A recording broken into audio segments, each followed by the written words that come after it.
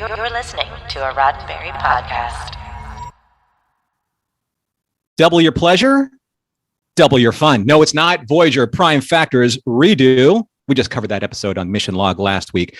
It's 7 p.m. Pacific Standard Time and 10 p.m. Eastern Standard Time, and that means it's time for Mission Log Live. I'm Norman Lau. And I'm John Champion, and yes, your ears don't deceive you. Tonight, you are getting all of the hosts of Mission Log for a very special episode of Mission Log Live as we wrap up Picard Season 2 with our current Mission Log Live guest co-host Holly Amos, and then launch Strange New World Season 1 with our very special new guest host who will be with us here to cover this brand new series. Hi, I'm still here.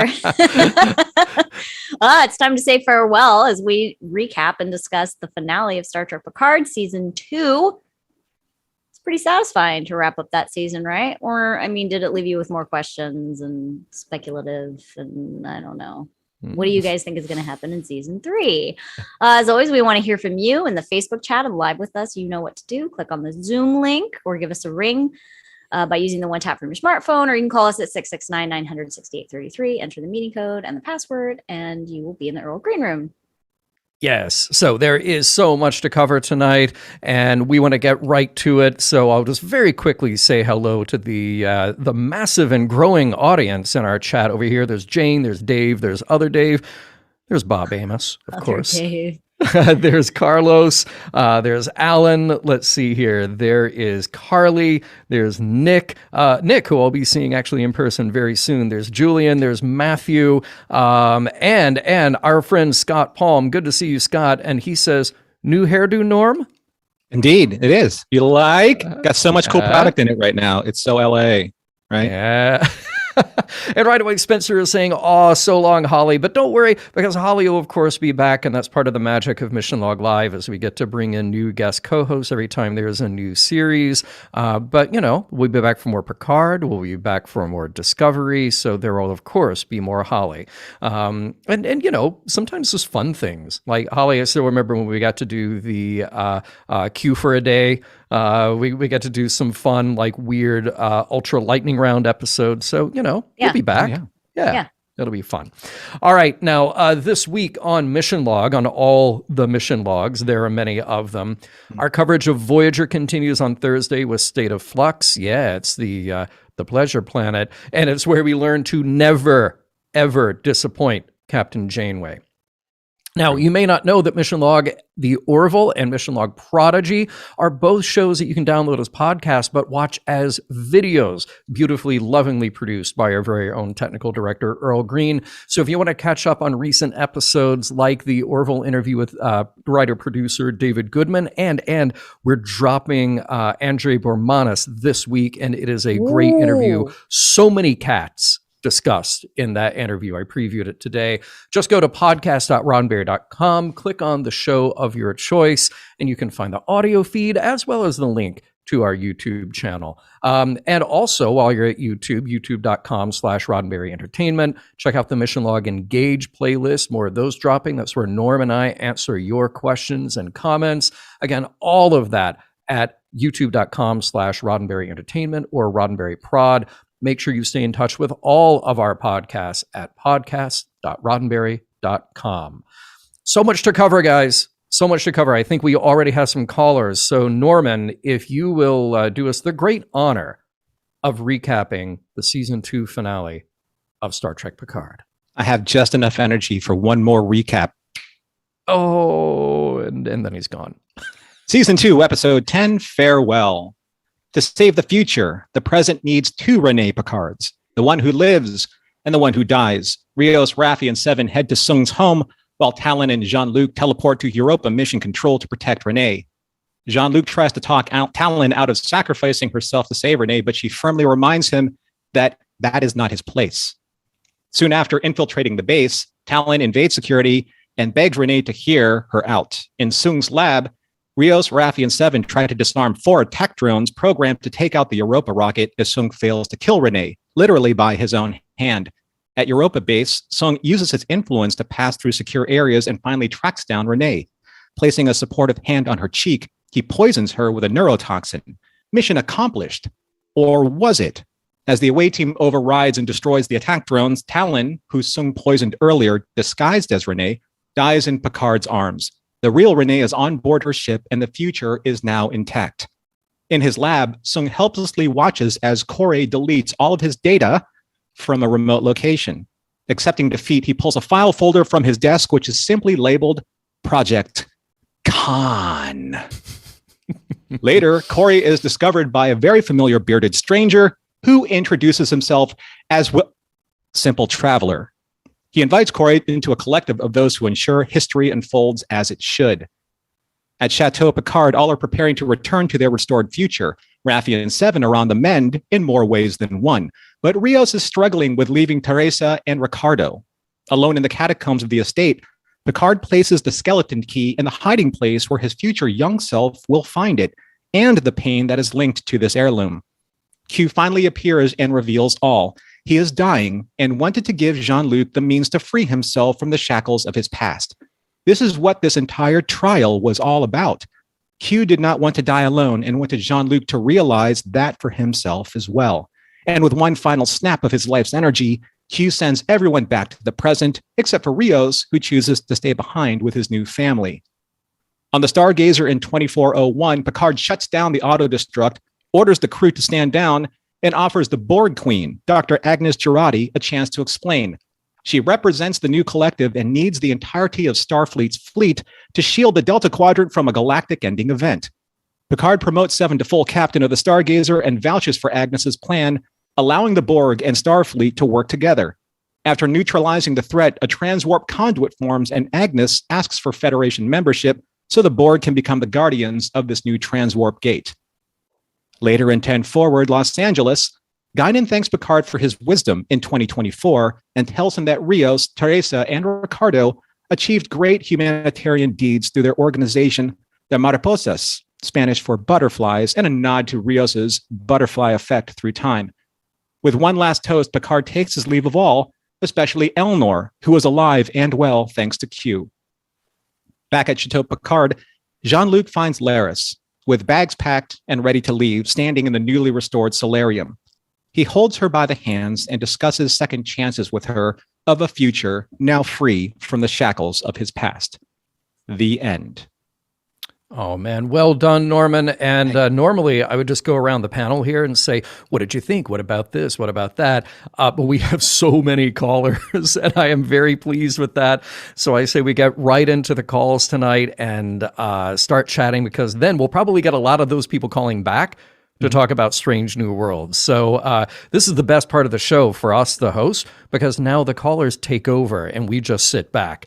Earl says it's like Hollywood Squares in the Earl Green Room. So we're going to welcome our first square, and that is Chris. Welcome, Chris. How you doing tonight? Or Holly Amos Squares. I'm just saying, you know.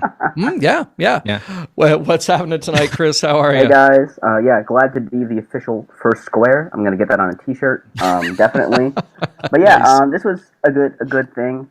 I enjoyed it. I have sort of made peace that, like, even if the narrative stuff, all the timey-wimey stuff, we were sort of playing fast and loose with, they resolved a lot of the emotional beats very well in the back half here of this episode. So you do emotional beats well, I will forgive you for timey-wimey nonsense. And yeah, a good time. I like specifically, I don't think it was necessarily intentional in universe, but the idea that Rios sort of quote-unquote sacrificed himself in order to give Raffi Eleanor back. Like, I think that in a roundabout way is a kind of nice little beautiful thing, which is a takeaway I had. Let me ask all of you, because you mentioned something about the emotional beats and the timey-wimey stuff not really mattering to you as much. I keep going back and forth with Picard, definitely, and some of the other modern Treks as well, where I feel like because of these long, season-long story arcs, you have this really mismatched pacing where you're trying to cram a lot of story into just a few episodes, and that leaves a few other episodes that feel really sluggish. And I felt like the emotional beats here definitely did have a payoff, but I wondered, were they helped or hindered by the time it took to get there? Like, if you add up all the Q scenes in this entire season, really not that, is it maybe like 2 episodes worth? if it was sort of under normal production. Yeah. So do you think that were those beats better earned? Were they less well earned? I guess what I'm asking is, would you have liked to have seen the storylines in this and the character arcs in this played out differently than the 10 episode long arc with all of these various plot threads? I think that's a tough question to answer when you consider how much each storyline is intertwined with the others. Right, because it was when they introduced Sung, it was like, what the hell does he have to do with anything? And then, as it turns out, like he buys himself a seat on the board so that he could try to get Renee off of the launch. Yeah, like it wasn't just his story. Well, that's very true. But let me ask you. Let me, like, if I pointed out something in this episode that kind of took me out of it, all the stuff back at Sung's Malibu dream home. The hexagon dream palace. Hexagons means future. Hexagons and glitter mean future. I am told by somebody very smart that hexagons are the bestigons. That's a t-shirt. Yeah. Right? So, but like the whole thing with the drones and he's throwing them off his trail by having, like, you honestly could have excised all of that. It really had very little bearing on anything. You could have found another way to get from point A to point B in a couple of sentences without necessarily building up another technical thing to have drama over. And I feel like there were a lot of places in the season that kind of did that. I said that when we talked about the very Mission Impossible sequence in at the launch party, the pre-quarantine party. It's like, you only need to get the characters from here to here. But we're going to do a whole episode Mission Impossible style. Not that I dislike Mission Impossible, to get us there. I'm wondering if I have never done this before. I mean, I've rewatched shows, and this is only a 10 series at an average of like 42-ish minutes per episode. I've never watched them like in a row, like block out an amount of time to watch the entire thing in a row. So I'm wondering if even with some of these contrivances that they have, and maybe there's more action and adventure than there should be, dialogue and plot, structure, maybe it doesn't seem as wildly inconsistent if it's all watched at once. I don't know. I've never done it before, so I don't know if out there, if chat, if you want to weigh in on that. But for instance, when I rewatched, say, Prodigy, that entire thing had an incredible momentum behind it because I did rewatch it all at once for our podcast, but I've never done it for Discovery or Picard. So I don't know how that would play out from, again, just a momentum standpoint of the narrative. Yeah. And look, I didn't bring that up to sound grumpy about the things that we got of value out of this episode. I feel like this is something that's been kind of brewing the entire time I've been watching the season. And this one, I felt like it was such a strong moment with Q. Like that was such a good, that is truly the heart of this episode, if not the whole season. I felt that those moments made it so worth it. Especially that scene in the solarium before they got outside and he snaps them back into the future. I thought that was so absolutely touching and heartfelt and earned. Does it surprise you? A little bit, because not because John Delancey is any slouch. I mean, he's freaking amazing and he's fabulous, but I felt like the direction that the show drives you in is all of the intrigue, the subterfuge. Here's the mustache twirling bad guy. Here are the drones. Here's the ship that needs to go off. Who is Tallinn? What's happening in Picard's mind? Like, there's all these other things to follow. You know what I do like, though, is that we originally expected that Q was going to be the mustache twirling bad guy. And it ended up being Sung. And what surprised me is that Q was written as an antagonist. Sure. By Gene. And now we're at a point where he's like, I love you, Jean-Luc. Bye. And I was like, that's unexpected. I cried ugly man tears pretty hard during that scene. I really did. It was just beautiful. Delancey, he kills his scenes. Every single scene he's in. He really does. Your man tears are beautiful man tears, Norman. Are they? Yeah, they are. Yeah. You're so sweet. Did Q change because he found out that he was dying, or was this something in him all the time he just couldn't express? I mean, I think little column A, little column B, I would think, is that because he was never malicious in Next Gen. He was prankstery and trickstery, but he always there was a lesson to be taught, and he was doing what he thought was the right thing in order to better Jean-Luc and his folks. So yeah, I think the coming mortality perhaps elevated. I think it's 207 or 208, where he's like, can one act redeem a lifetime? And he's sort of like looking at his ledger of what have I done, and so yeah, the sort of reverse heel turn of Q not being the bad guy and this whole thing actually being about self-acceptance and love. I thought that's a good mystery box. When the mystery box is love yourself. Right. Of course, none of this would have happened if, Q had just shown up and said, hi, Jean-Luc, we haven't seen each other in years. I'm dying. Let's talk. Or if the Borg Queen had sent an email before just something's showing gonna destroy everything. Help. Yeah. I'm here to help. So, I mean, then we wouldn't have an entire season of entertainment. That's very true. They do have a penchant for drama, both Q and the Borg Queen. Chris, thank you very much for calling in. I imagine you might have some things to say about Strange New Worlds, so maybe we'll see you a little later tonight. If not, most definitely. All right. All right.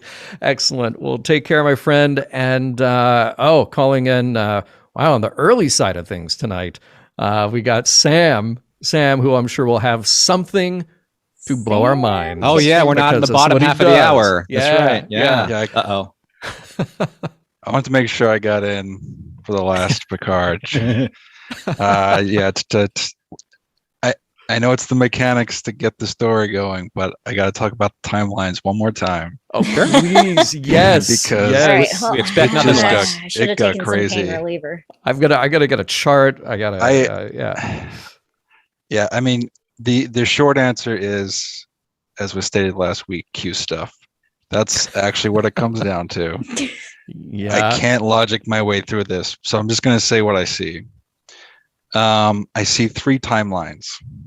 I see the original timeline that we saw in the first episode that we would think is the prime one. Prime, yeah. There's the Confederation timeline, and then there's the timeline that we see in the last episode, where it seems like the original, but it's not. No. Right. So it is the Sexy McFly timeline.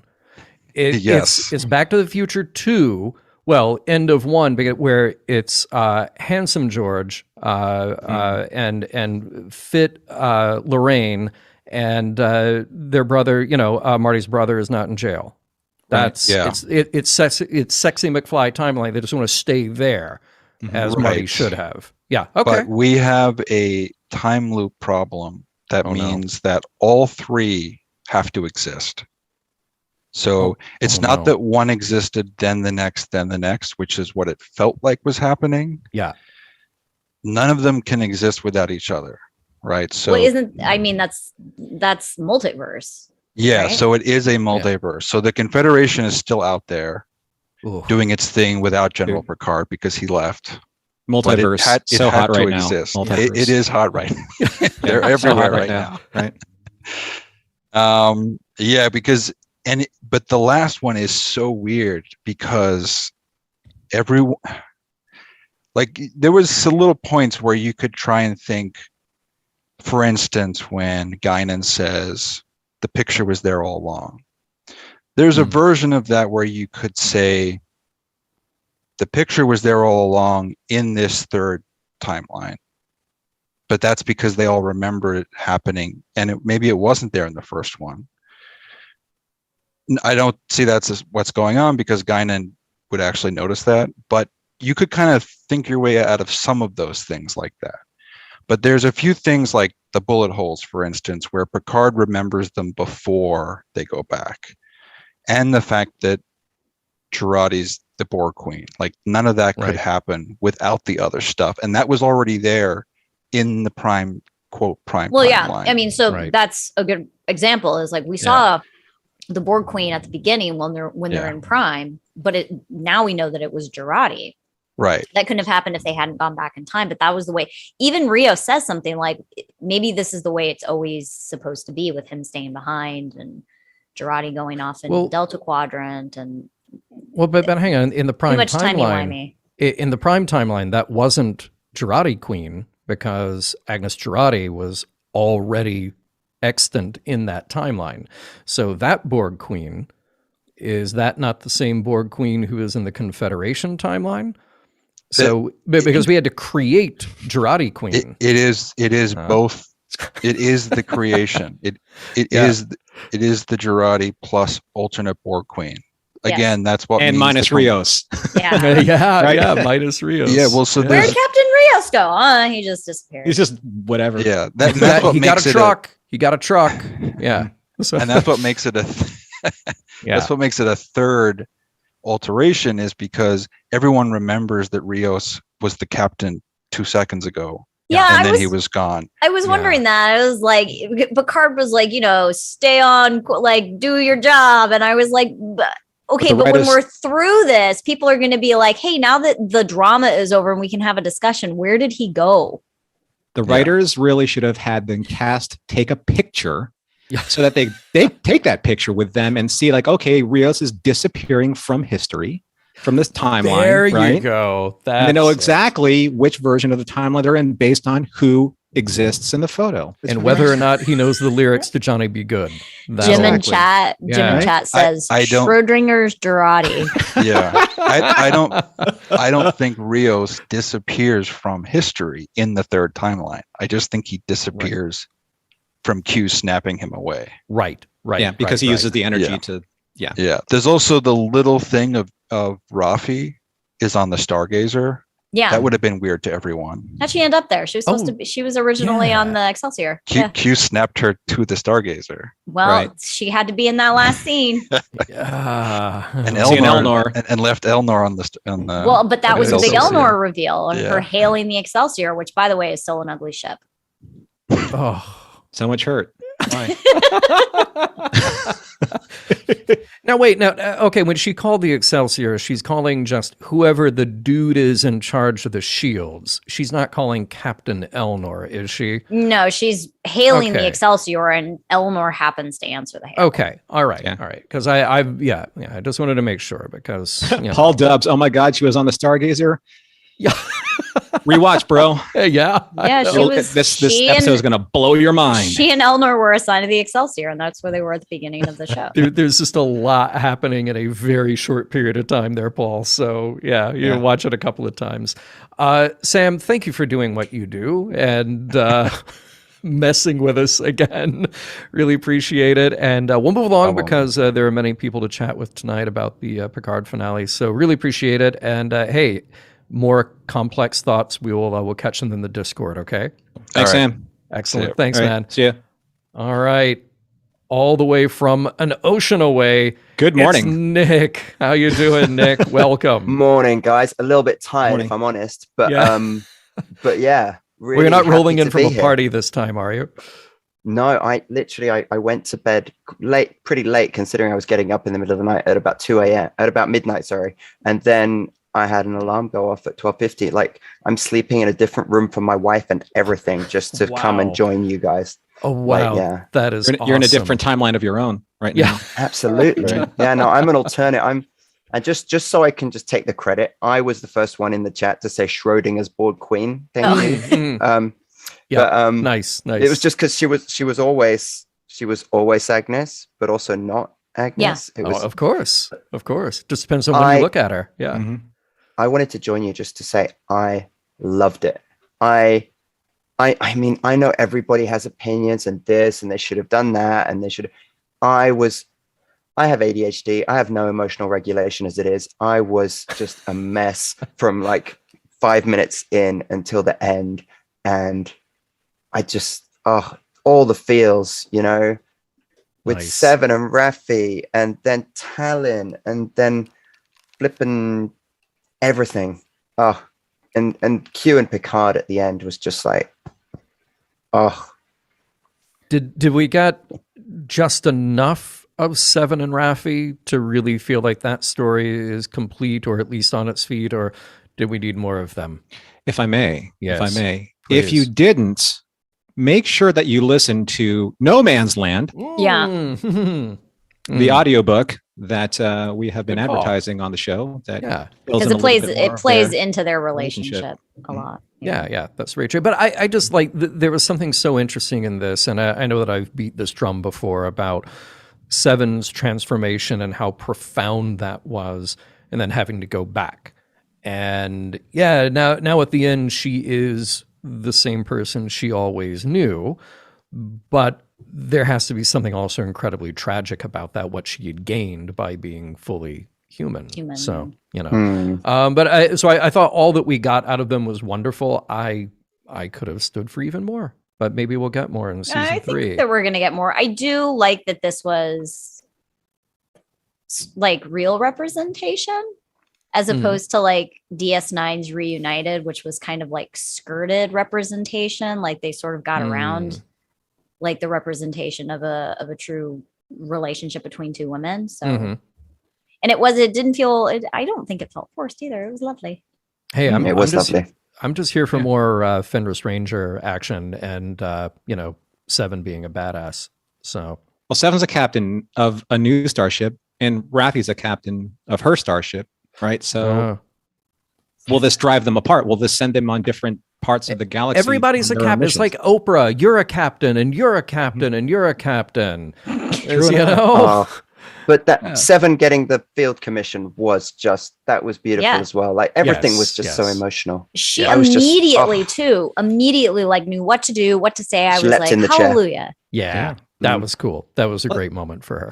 If everyone, I mean, Nick, if you were like emotionally impacted by a lot of what was going on in this episode, when Will arrived in his scene, how did you feel? Because that, honestly, I'm so surprised that wasn't leaked on social media in some way, because they pretty much leaked freaking everything. I kept it a secret. But when he came on, I'm like, wow, are you kidding me? They got freaking Wesley Crusher on?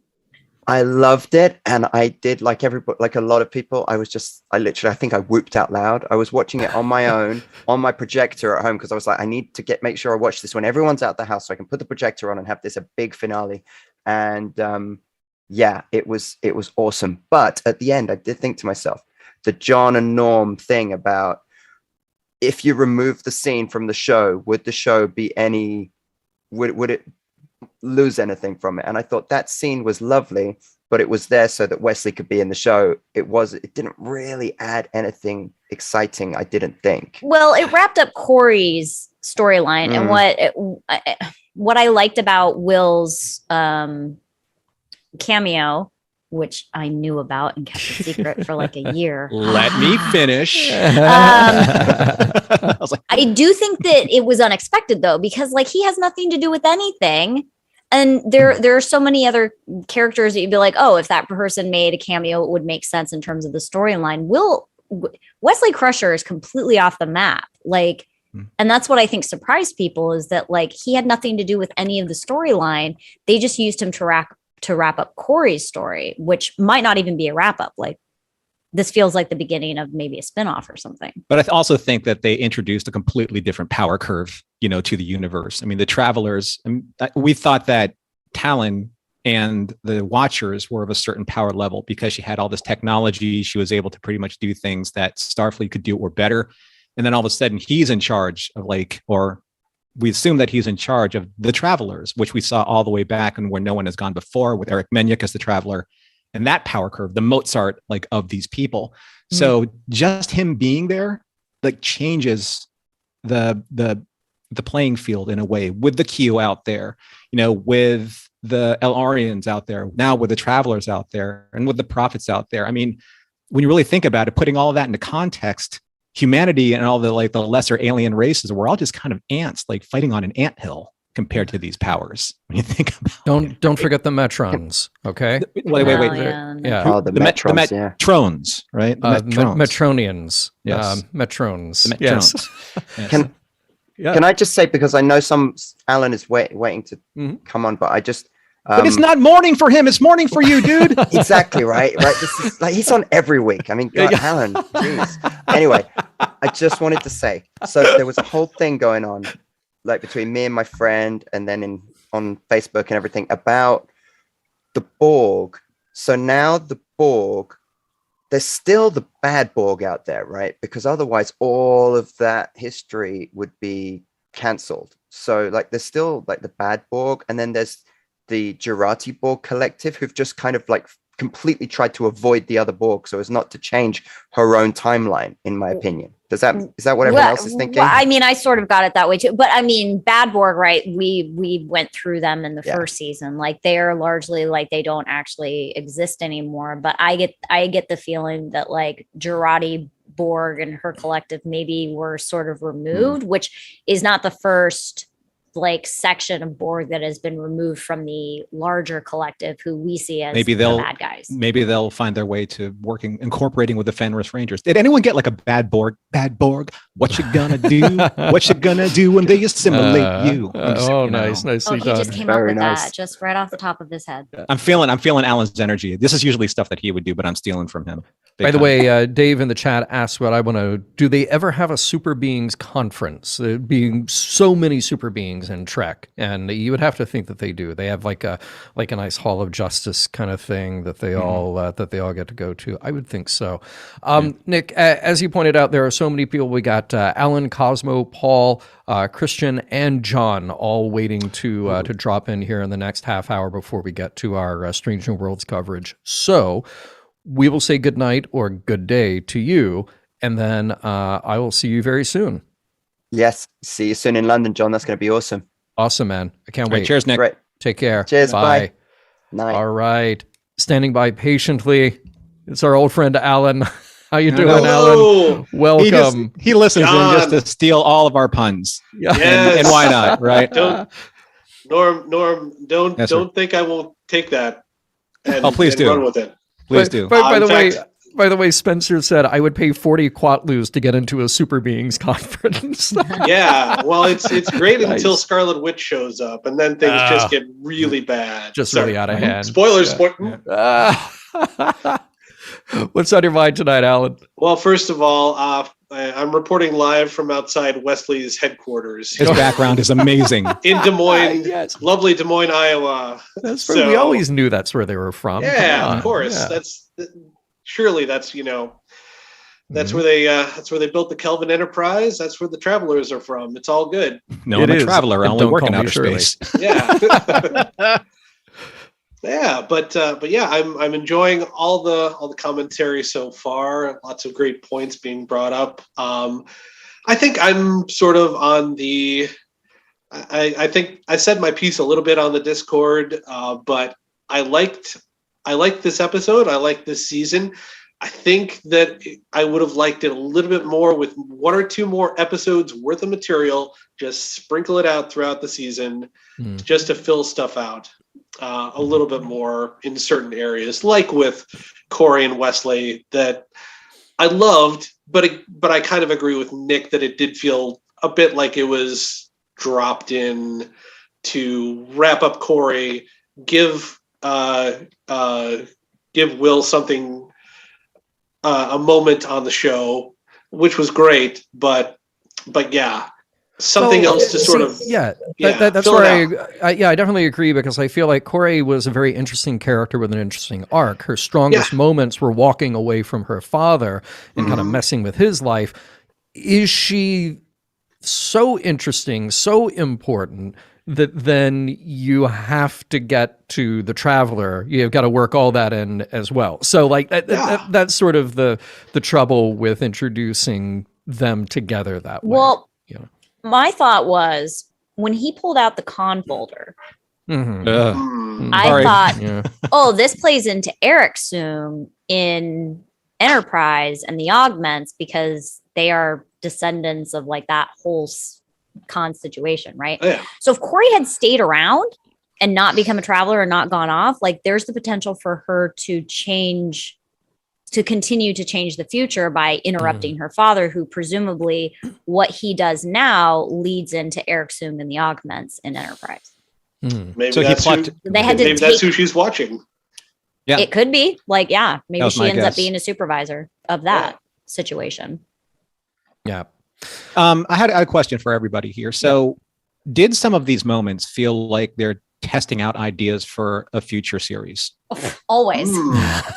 a little bit. I just want to put it out there. Yeah, and I think just putting a button on my thoughts is that the big thing is that I didn't like about it as an idea is that she didn't really do anything with the rest of the cast. They didn't really know that she was even there. She was just kind of off on her own side quest, which is fine, but at the same time, it would have been nice, given a little bit more room to just tuck it all together. Do I think that this could be a future spinoff or a Rafi 7 spinoff or a Rio spinoff or any number of things? Yeah, absolutely. Yeah, they're gonna work it if they can. Assignment Earth first. Truly. Yeah. I want Assignment Earth. Yeah, I can't disagree with you there. Alan, any other thoughts as we Yes. got a handful of people? Yeah, I will say, just like last week, following the Michelle Hurd formula of singing out our departing stars, do have a couple more if you'll indulge me. Yeah. Oh, Again, right on. This is why we're here. Okay. These are parodies. Yes. Special use. Meant for commentary. Don't sue us, but Don't sue you. We're fine. yeah, exactly. His name is Rios, and he's staying in the past. He met that doctor, and he made his mind up fast. Gotta make room for that next generation cast. So long, Rios, our cigar enthusiast. And sticking with the Issa Corey situation, this is more relevant to something that happened several weeks ago, but kind of this is the thing that sort of spoke to me about her character. Okay. Till now, your dad always kept you at home. You never even asked it till you met Q. About your copied chromosomes. Why don't you get you're a clone? Why don't you get you're a clone? A clone. Do you practice this? That took so Yes. much heart. Fabulous. Absolutely. Fabulous. That is why we created this show. Is for Hey. moments like that. Literally the only reason why we created Yes. this show Yes. was for this Well, moment. I appreciate it. Alan, thank you so much. We have Thank our you. own big budget space battle I can see in the preview here Oh, coming aye. up in a moment. Really? So we will say goodbye to you and Yes. we'll catch you another time, okay? Absolutely. All Yep, right. talk to you cheers. guys Take later. care. See you, buddy. All right. Now we're going over to where there was I think a Miranda class being There was a Miranda chased class, by The Miranda something class else. always gets owned. Always gets owned. Does Always he have gets owned. is that a Kelvin Enterprise? I don't know, but we'll find out because it's Cosmo and James. There's the Miranda. There's Miranda. Okay. Mhm. And then So Salt Shaker? there's Salt Shaker? Yeah. Micro Machine. Micro Machine Machine, yeah. Enterprise. Nice. They hold up really well. These are 30-year-old hand-me-downs, and he's taking good care of them. And I like them better than the modern versions. That's The Eagle awesome. Moths, because look at they're a good size to play with. Yeah. Sure. Yeah, exactly. And And you they've held got to up play well. with them. You Yeah. got to play with them. Yeah. And so he wanted to share that. Thank you, James. Thank you, James. Oh, and Oh, the by the way- Stargazer, the OG Stargazer. Oh, yeah. nice. Yeah, that's Picard Nice. Stargazer. Yep. Thank you, Very buddy. cool. Classic. Nice Classic. to see all three of you. What a treat. Hey, by the way, Bulletin, this just in, Spencer says, Alan is performing at the Space Beings Conference. Get your tickets now. So, yeah, just Oh, wanted we to need to make sure talk we to a got guy that. who knows a guy, right? Yeah, only 40 quatlus to get in. Exactly. So, Cosmo, what is on your mind tonight? For me, so I have tried my best to just get past the timey-wimey questions that have come up. And just from listening to you guys talk, the Borg thing has kind of resolved. I like the idea that, it was a long journey back to the Delta Quadrant. And yeah, she probably didn't connect and change the Borg collective that Voyager ran into and that Wolf 359. That would have been a lot for the Jurati Queen to change. So whereas that was a problem for me for the last couple days, you guys have and the other callers have kind of resolved that for me. And she just built up her own collective as she went back to the Delta Quadrant. And then that's what came through that thing. So thank you guys. The Wesley thing, I had a big old grin on my face when it was happening, and the night of, I enjoyed it. But in the last few days, it's kind of bothered me that Wesley didn't interact with Picard at all. And it's kind of reminiscent for me of the fact that Prophet Benjamin Sisko didn't go see Jake. Like, Wesley had a heck of a relationship with Picard and was responsible for some of his biggest character developments. I mean, those episodes where he was on the shuttle with him and really got Picard out of his shell, those were huge for that character. And he's right there on the same planet at the same time. And in the moment I said, well, time constraints. They've got so many plot threads to wrap up. But they could make these episodes 37 minutes. They could make them 85 minutes. It's streaming. It's their world. And like John said earlier, get rid of the drones because that really didn't impact anything. And give me a 4-minute scene of Wesley saying, hey, guess what? Hi, I'm here. And put them on the trail of something. That's kind of bugged me in the last couple of days. And then I loved the Q emotional moments that worked for me, even though I'm still having a lot of trouble reconciling that Q with the mid-season Q we saw and the early season Q. I still don't understand Q's plan.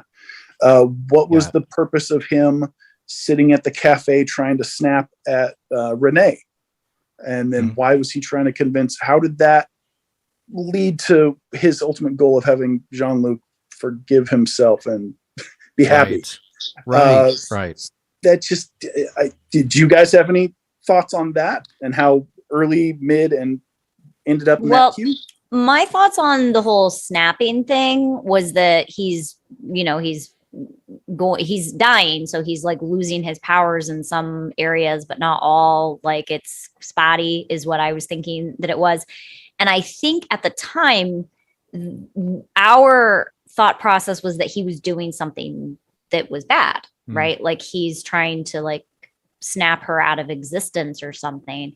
As it turns out, I think in retrospect, he was trying to snap some confidence into her because she was already doubting herself in that moment. But then when he was Sigmund Freud, wasn't he reinforcing her doubts?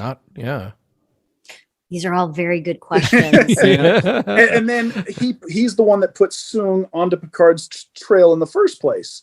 So that just confuses me. But it doesn't matter in the end because, like I said, the emotional beats did work for me. And when Q and Picard hugged, I don't care. Yeah, his motivation is a little bit questionable. Sure. Isn't it? There's always the possibility. The heck out of Picard and made him bleed in episode 2.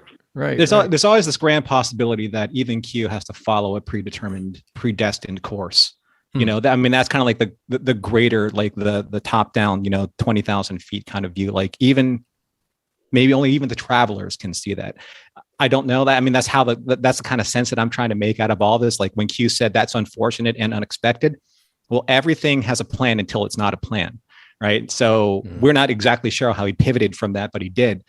Going back to Wesley, though, I think that the great tragedy of Wesley not seeing Picard is that I think his position doesn't allow him those luxuries anymore. Maybe he's just like, I want to, but once I reveal myself, then this whole tapestry maybe unravels. And that's the weight of responsibility that I have to burden because this is who I am now. I want to see my mom. I want to see all of my friends, but I can't. Because I've taken this awesome responsibility of protecting the history of the universe. That's the trade-off, right? That with great power comes great responsibility, type of thing. Yeah, very fair. It was a business trip, and he was just there to recruit her, and right. That's very fair. I mean, I was on a business trip when I went to LA, and I said, "Nope, we're going to go. I'm going to go see John. I'm going to see Holly. I'm going to go see everybody. I'm going to get drinks. Forget being a traveler. I'm going to be a eater and drinker. Exactly. You're going to be a tourist. I'm going to be a tourist. Yeah. So. Nice. Cosmo, we got a few other people to get to. Any other thoughts or? Nope. I'll make room for everybody else, but I'll see you back for Strange New Worlds. Excellent. We'll see you. Thanks, Cosmo. All right. Paul, our first Paul. I know we have at least 2 Pauls tonight. So how you doing tonight, sir? Wonderful. I had to, the end of Picard, I had to call in. I'll try to be quick.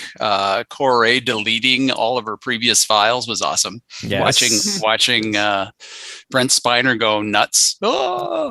But conveniently just pulled the other thing off. I mean, the guy's evil. He's bad. So and wonderful to see him play that. That's how cool to come back to a show 30 years later where you were like the most innocent of innocent characters.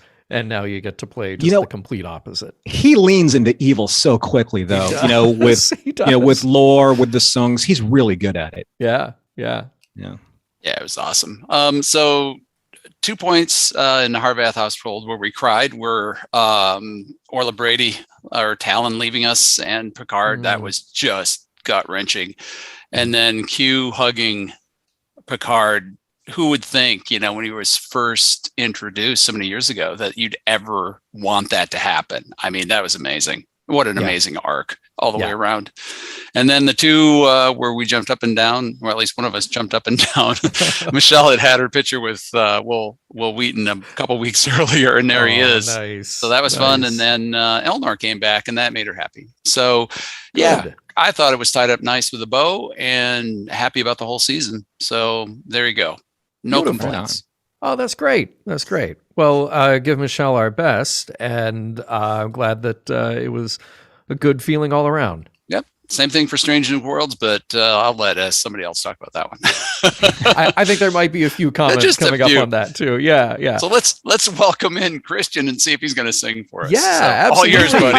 Oh, nice setup, Paul. Way to go. Yeah, I love it. Go for it. All right, we'll catch you later, later, Paul and Christian. I love it. You're already set. You got the mood lighting. You got the disco. Everybody shirt. hear me okay? Yeah, you can. You got the Enterprise. What's on your mind tonight?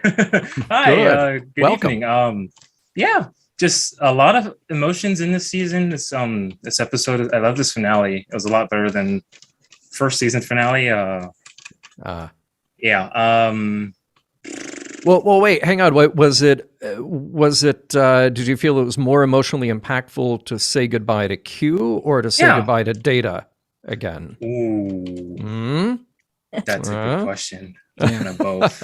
Actually, I'm thinking about that. Jeez, John, that is a good question. Gosh. I did cry, get a little teary-eyed when Picard went up and hugged Q, because I haven't really felt like that since Tony Stark died in Endgame. I felt like that in the movie theater. Yeah. Spoiler. Even though the movie's been out for almost 4 years now. Yeah. Hey, Christian, is the Next Generation a series that's important to you, so that this series has a lot of context and weight for you, or is it just part of your general fandom? So I grew up with the Kelvin movies. And then after Beyond came out, I went back and watched TOS. And I didn't really get into TOS that much. But then when I finished TOS, I got into TNG. And then I was like, wow, I really like TNG. TNG is pretty cool. And then I started watching Voyager. I've seen everything but Deep Space Nine, and everyone. You should watch Deep Space Nine. Don't listen to anything I said about it. I'll recommend a companion podcast to go with it. Everyone's like, you watched Enterprise before Deep Space Nine? What is wrong with you? I'm sorry. The fact that you just said that you grew up with Kelvin. Yeah. What? I think that is awesome. I think this is the coolest thing. I think it's great because that's what every new Star Trek is supposed to do. Well, hopefully does, right? Is and bring you got that beautiful ship right there. Christian, have you been to any Star Trek conventions? Of course. I've been to 55-year Mission was my first convention. Great. And then I went to Chicago and hang on 1 second. Oh, we got show and tell here. We got show and tell. I was the only person. Look at this cool room too. Right? Ooh. I was in the entire Chicago. Wow. Okay, we're all Kelvin pod. All full of jealousy right now. Seriously. Now, look, the reason I asked is that this is something that since 2009, since that movie came out, that Larry always asks his audiences there, like, what was your first Trek? And then that's usually followed up by, okay, then what did you watch after that? Did you go like you? Did you go back to TOS? Did you watch TNG? What did you watch? And then is your favorite something different from the Trek that was your first, which I think is very fair. Yeah, I think if the Kelvin movies didn't exist, I think I would still like TNG. Because my mom and my dad loved TNG. And I didn't know about that till I turned like 21. They was like, oh, you guys like Star Trek too. Nice. That's that's awesome. That's so cool. I love it. It's in my blood, I guess. That's Yeah. great, dude. This is the kind of feel-good story that we like to hear. So, Christian, but before we move on, because we are so short on time tonight, any other thoughts about the finale? Just, loved hearing what you had to say about saying goodbye to Q. I was still a little confused about the Project Khan stuff, because wasn't it Khan Noonien Singh, not Sung? Anyone else? Yes, it is Yeah, Singh. click on that. So, Yeah. Right. I remember So- Leonard Nimoy saying Khan Noonien Singh. Yes. So I was like, wait, is it Sung? Have I been There's a lot remembering wrong of there's a this whole lot time? of articles about that. no, Yes, they're different family lineages, but at Yeah. some point they Cousins. kind of crash into each other in about 200 years. Yeah. About Nearly 200 years. Oh yeah. Yeah, Yeah. 130, something like that. So the general idea is, you got the Sung family full of evil geniuses making stuff, but then you've got the Noonien Singh family who are partly these genetically altered, genetically Terrain, yeah. augmented, Yeah. Stronger evil geniuses. So thematically related. Yes. but not necessarily genetically related. So Yeah, I had a feeling. there you go. His last names are very similar, though. Christian? At some point there was they were spelled the same way. Noonien and Noonien. Noonien and Noonien were spelled the Oh. same way really early on, and they had to make sure that they started spelling one of them differently. Yeah. Okay. Yeah. So But they are different. They are different storylines that just, thematically. I'm sure somebody like back then it's like, is this going to create a problem ever, guys? Or like, nah, no Well, one's yeah. going to care, No. like ever. it's Retcon one it. Right, episode. yeah, it's just, Come it's just a on. name. What's in a Yeah. name, right? So. Christian, absolutely delighted to welcome you to Mission Log Live. Thanks for calling Thank you, in. I thank hope you. you do it again. Okay. Okay. Thank you. Right, so thanks, much. Christian. All right. Bye. Take care. All right. We're getting close, guys. We're getting close to the big switch off here to saying goodbye to this series and hello to the next. But we got two more callers to fit in. Before we do that, we have fellow podcaster and friend of the show, John Arminio. John Arminio. Welcome Hey. to the show. By Thank the way, you. anybody who's listening, John was just a guest on the Pink Smoke or the Pink Yes, Cloud. the Pink Smoke. podcast doing this epic discussion about Star Trek V. It was great. I highly recommend it to anyone out there. Thank you so much. I because really appreciate that. It's just, it was a really thoughtful discussion about that movie and fun. Oh, thank you. Yeah, Yeah. We tried to make it fun. Yeah. Absolutely. So, what is on your mind tonight, John? Well, so Picard is my captain, right? Like he's the one who introduced me to Star Trek, and he's been my favorite captain since I was a kid. And so I do take when a show puts him through this much trauma, I come kind of like I kind of take it a little personally. But I'm also looking at the way this show used, like I can deal with the timey-wimey stuff, the timelines don't line, like that's fine, I can deal with it. Rios chooses to stay in the 21st century knowing there's going to be a World War III in a few years, like okay, sure. But what I have a problem with is that there's characters like there's Q, two versions of Guinan, and also Wesley Crusher as a traveler. Yes. And so they all have this sort of bird's eye view perspective of time of varying degrees. And only Q is the one who seems to care that Picard is going to relive the most profound and life-shaping trauma of his life in order to save the galaxy and save the rest of time. And it seems like these people who are closer to Picard than anyone in his life, like Wesley and Guinan, would care that that's going to happen to him. Maybe that's why Wesley stayed away.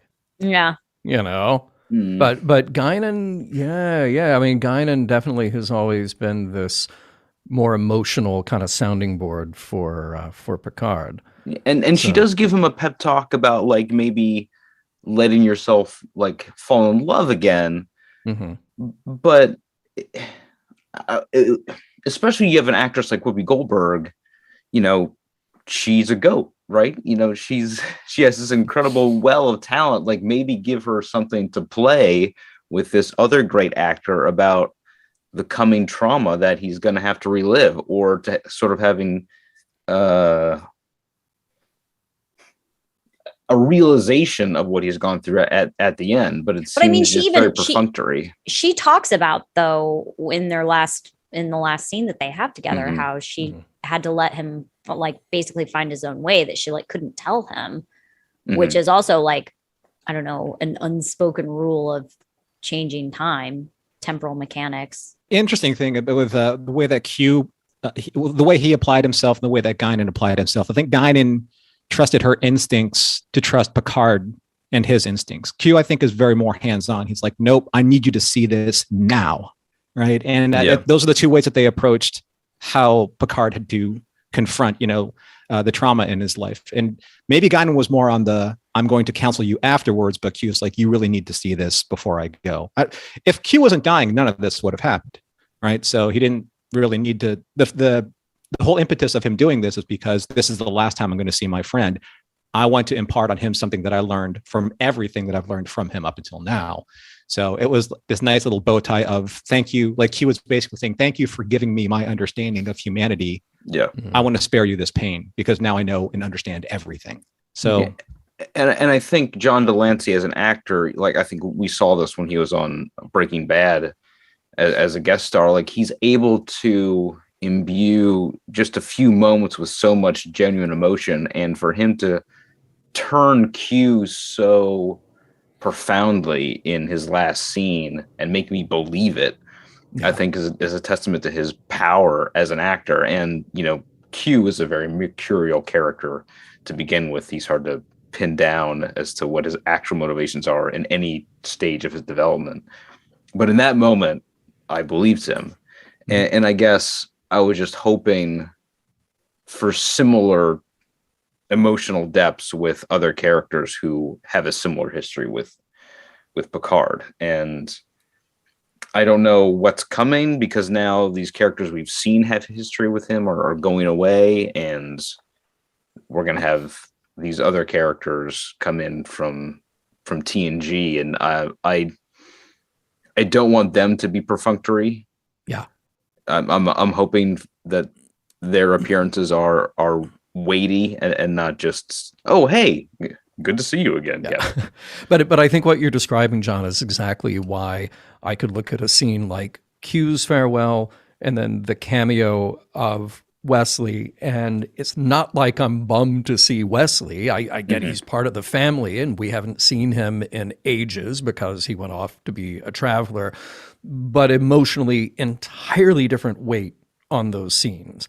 And that's what makes the Wesley scene, you kind of look at it and go like, oh, okay, well, they found a clever way to get him in, but it doesn't have nearly the emotional weight of seeing this realization in Q's face about this bond, It was beautiful, and it made me think very much of well, we've recently been talking about the motion picture and how that the whole theme of the human adventure about that feeling of friendship is what it is all about at the end of the day. And a scene like that absolutely drove that very central Star Trek idea home. I thought was lovely.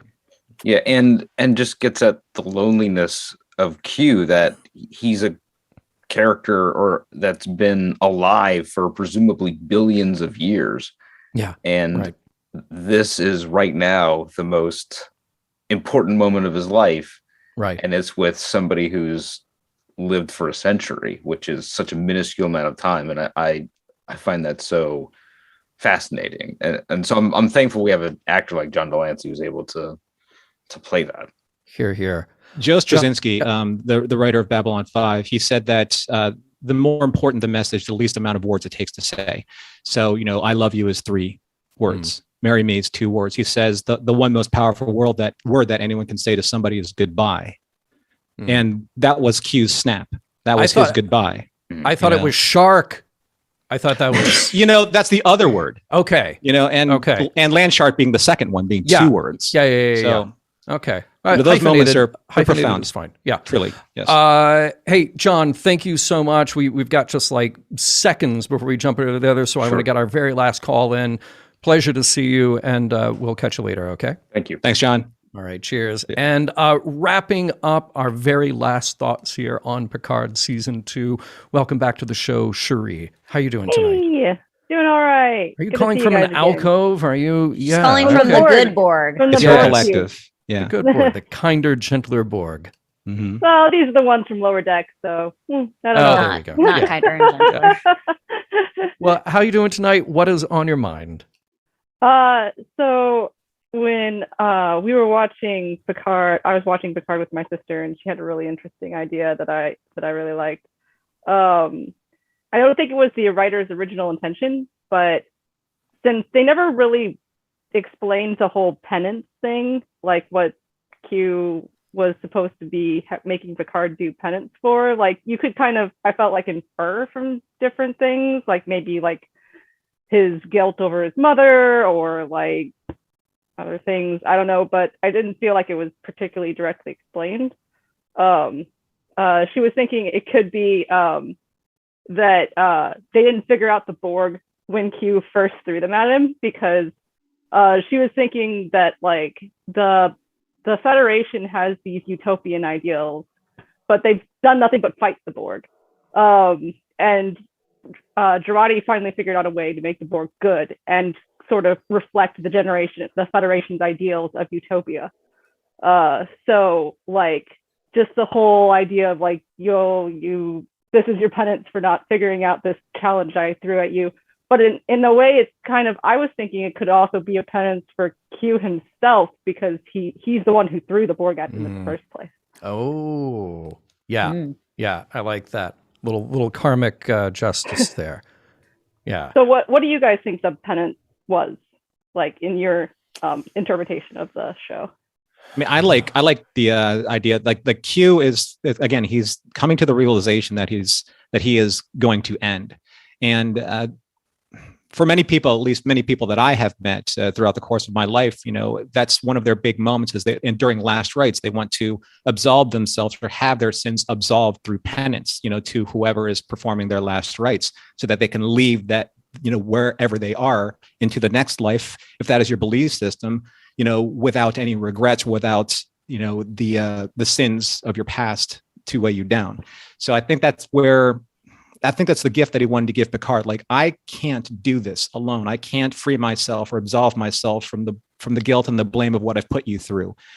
If you learn the lesson that I'm going to give you through this gift, then in some way you're going to help me cleanse myself from just the trial that I have put you through.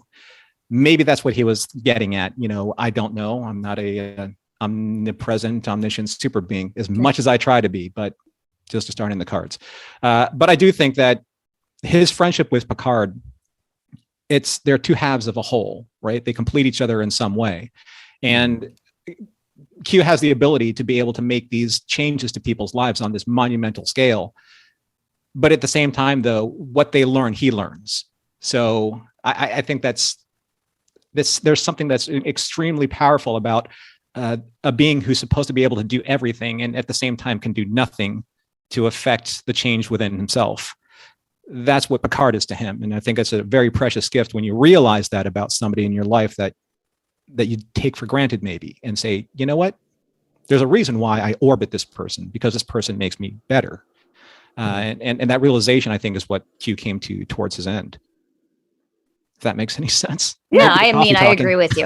Yeah. In retrospect now, I think the penance that he was talking about was for himself, which at the beginning I was like, this is a penance that he expects Picard to put on himself, but it was on him. It was on Q. I love that. Cherie, I think with that is a great place to leave it there for kind of the final thesis on what happened in Picard. And I hope you're going to stick around as we start our coverage of Strange New Worlds. Yep. Excellent. All right. We'll see you Thanks, very Cherie. soon. Thank you always for calling in. And hey, we're just running a couple of minutes behind. That's not too bad. So we'll do the world's shortest break here and just say, everybody who hasn't joined us yet over at the Mission Log Patreon, patreon.com/Mission Log, and therefore gotten the benefit of joining our Discord channel, where there is all kinds of fabulous conversation about Star Trek and all kinds of other science, food, yes, other science fiction and food and Star Trek and food and travel and conventions and food and collectibles and food. It's all happening at the Mission Log Discord, and it's great. You get to join that if you join us at Patreon, patreon.com/missionlog. Many of you in the audience right now are members, but some of you aren't. And remember, for about $1 a month, you can join and be part of that convo over there. Patreon.com/missionlog. You know, got to say it 3 times for it to stick. All right, look, that was it. We just wrapped up all of Picard season 2. We got through the finale. We did our ad, and now it's kind of a big moment because Holly, you were so, I mean, we knew right away that you were going to join us for Discovery. And Discovery has been a lot of fun to chat about. And then you got to stick around through Picard. Yeah. And that's been fun. And, you know, just like with Ashley joined us for Lower Decks and then stuck around for Prodigy. And then she's going to come back to Lower Decks. So we have these special guest stars like yourself who get to join us for all the new series. And tonight we introduce a new special guest star. So, yeah, we do. Holly, I hope that you've had fun with us. I have had fun, and I am happy to hand it off to our new guest host. Bravo, who is online with us right now. And her name is Heather Barker. Yay! And welcome to the applause all around. Welcome to the show. Thanks for having me. I'm super excited. Now I need to switch my brain out of Picard mode and into Strange New Worlds mode. It's not easy, but we'll do it. Yeah, we will do it. So, Heather, welcome. Holly, we will see you very soon. I mean, you know, we're going to see you at the office. But yeah, so we'll see you back online soon, too. Bye. Thanks, Holly. Bye. Heather, for our friends here who may not know your podcasting background and your current podcasting work, give us like the nickel tour, if you would, please. I'm all over the place. I was over at Tricorder Transmissions for a couple years, 3 years, I don't know, time flies. And started Shore Leave podcast, which is basically born of going to STLV year after year after year and wanting to share my knowledge of that convention with other people. And so I did that. And then I did Disco Trek, where I invited fans to come talk about the new episodes of the shows, much like you're doing here. Gosh, what else have I done? I don't know. I'm here now. That works. You're here now. And you're very prolific on Twitter. Yeah, you bang the Twitter airwaves pretty consistently. Yeah. I like building community over on Twitter. So I do a lot there. I help admin the Star Trek Convention Experiences. We changed the name of the group. It used to be Unofficial STLV Group on Facebook for people attending conventions. So I'm there. I've now got a couple groups on Twitter and on Discord called the LLAP Collective, which are just happy places to come talk about Star Trek and not worry about bullies or the usual junk that finds its way onto Twitter. So yeah, I'm Batleth Babe on Twitter. Come find me. But it's really for me about just getting to meet other Trek fans, because that is just the spice of life. Nice. And they're all here welcoming you in chat. Yeah, right? So many. I know. It's very, very cool. So, well, look, we have the luxury. We've already gotten all the intros out of the way. We did our ad. We did all the stuff. So now, Norman, well, see, Heather and I get to sit back for a minute, and you give us the recap of Strange New Worlds episode 1, which I believe is called Strange New Worlds. Strange New Worlds. Clever, right? that. So yeah. I'm going to let this one breathe. I'm not going to kind of like rifle through it the way I did the card, because that was fast. Hey, just give us a shout when you're done. You're ready for us to join in, okay? Here we go. So, Strange New Worlds. All right. Am I stalling? Sometimes my internet. I think you're stalling. Twitchy, Yeah. So, okay. Oh, that's just so cruel. So, okay. I hate it when this happens. Heather, you seem to be reacting to me in real time. Yeah, I'm good. Okay. Yeah. All right, John, are you reacting to me in real time? All right. Is it just me? It's just you. I think I've broken the transwarp barrier with caffeine. You broke it. Here we go. Season 1, Episode 1, Strange New Worlds. Somewhere deep inside a military bunker, a group of unknown humanoids stare in awe at their main monitor as an identified flying object comes into focus. On Earth in Bear Creek, Montana, Captain Christopher Pike is undecided about returning to duty, But that decision is soon made for him. During his afternoon ride, Pike is interrupted by a Starfleet shuttle ferrying Admiral Robert April. He informs Pike that Una, his first officer, has gone missing. Ready or not, Pike accepts the mission and returns to the Enterprise. Meanwhile, on Vulcan, the newly engaged T'Pring and Spock are interrupted by Captain Pike via communicator. Pike informs Spock of Una's situation, and Spock prepares to leave immediately. However, his decision puts his and T'Pring's plans on hold, wrongly presuming that she approves of his decision to leave at this stage in their relationship. On board the Enterprise, Pike and Spock do the best they can with Enterprise's current state of readiness, or lack thereof. On the bridge, formalities are quick, with La'an Noonien Singh introducing herself as the new Chief of Security and acting First Officer. After a brief yet noticeable freeze in giving orders to disembark, Pike orders Helm Lieutenant Ortega to hit it, and the mission is underway. Later in his quarters, Pike confesses to Spock that he is constantly plagued by his death experience at the Klingon monastery on Boreth. But Spock advises Pike to lean into this information to become a better captain. Upon reaching Kylie 279, they find the USS Archer, but no crew, of which there are only 3, Una being one of them. A suspicious La'an recommends shields, and soon after, Enterprise is hit by primitive missiles. Spock discovers that a warp signature on the planet isn't a ship, but a bomb. Needing to find Una immediately and blend into Kylie society, Pike turns to Dr. Mabenga, whose hand-picked geneticist, Nurse Christine Chappell, uses resequenced Kylie DNA to make Pike and the away team look native, if the therapy holds up, that is.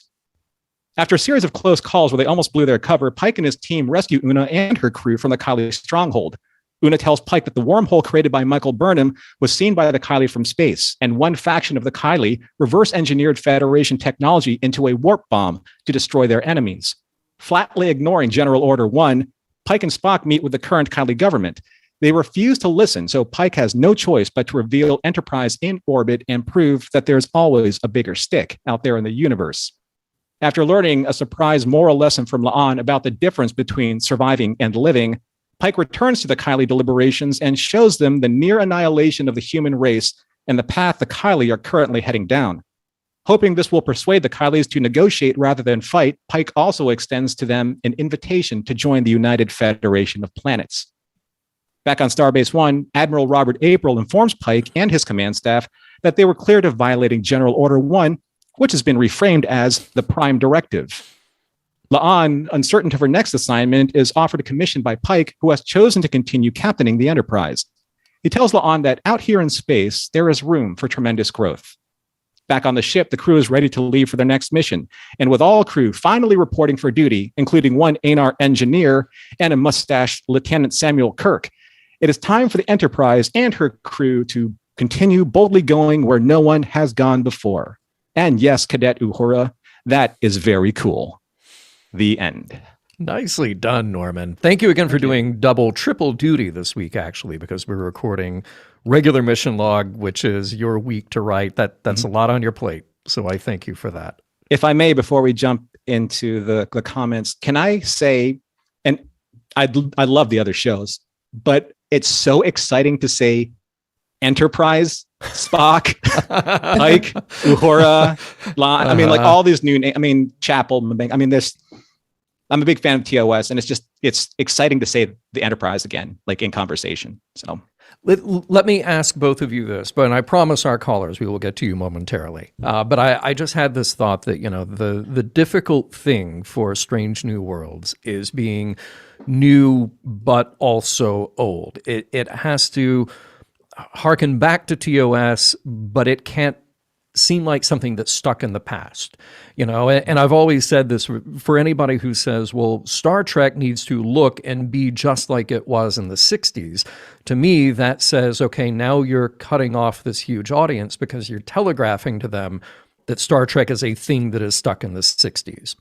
So is this a show then that if somebody were to ask you today, I don't know what Star Trek is, I don't know where to start, what is Star Trek about? Like, if I had to point to the original series, there are certain episodes that I go to, like Corbomite Maneuver, that I think lays out kind of the template of what Star Trek is. There are certainly episodes of TNG that do that. Some of the movies, maybe on their own or maybe more likely in combination, do that. But what about this? We've got one episode so far of this new series. Heather, what do you think? Like, is this the kind of thing that as a singular unit you can point to and go like, oh yeah, well, if you're trying to figure out Star Trek, here it is now? I think it did a pretty good job for a pilot or for, a premiere episode. Star Trek is a vision of the future. The vision of the future in the 60s is very different from what it is now. So of course it's going to be a little different. I think that overall, one episode still had core elements of Star Trek in it. I mean, we still have characters that are familiar, which I love that while we have some legacy characters, we still have characters that we know of, but never really got to know, like Una. I'm just so happy to see her and get to spend time with her. Dr. Mbega, I am already fascinated with him. So to me, that brings a little bit of that familiarity along with even just having the scores and the sounds. And to me, the look still fits. We've got jelly buttons again. Right. Yes. So, and I think that when you look at, we're going to a planet, we're showing them the very real reality of what what they've experienced. I'm not on the show. I'm not there. I want to be. But going to a planet where you have a crisis and you have people on the verge of war and saying this is where you're headed, and if you don't, it's going to be a very sad situation. But we've been there and we know. So why don't you come with us? And I love the fact that they asked them to join the Federation at the end. It felt like a perfect solution for seemingly a great new species to explore and bring. It was really cool. I'm excited. Sorry. That's great. I want to come back to that question about them joining the Federation, because I do have questions, and I think maybe our callers might have some too, because I thought that was an important moment in the show. And I guess to kick it off, I'll also say that there was something I really appreciated about this episode, that when a lot of fans who talk about what they love about Star Trek, they say that it has its roots in this, political, social message about the future and about humanity's place in the future. And every now and then, Star Trek comes along with an episode that, as I've said on Mission Log, reaches through the screen, grabs the audience by the lapels and says, no, you see, this is what you can do if you get your act together, humans.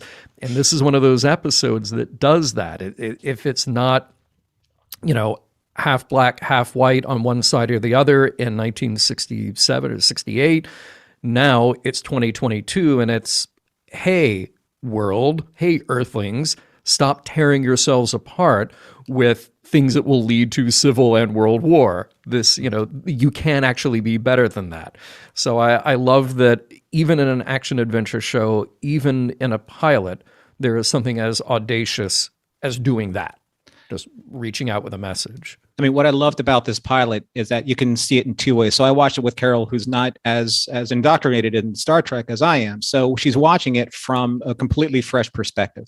From, is this a logical, solid narrative that makes sense to the characters? Are they earnest? Are they earned? Do they have earned moments?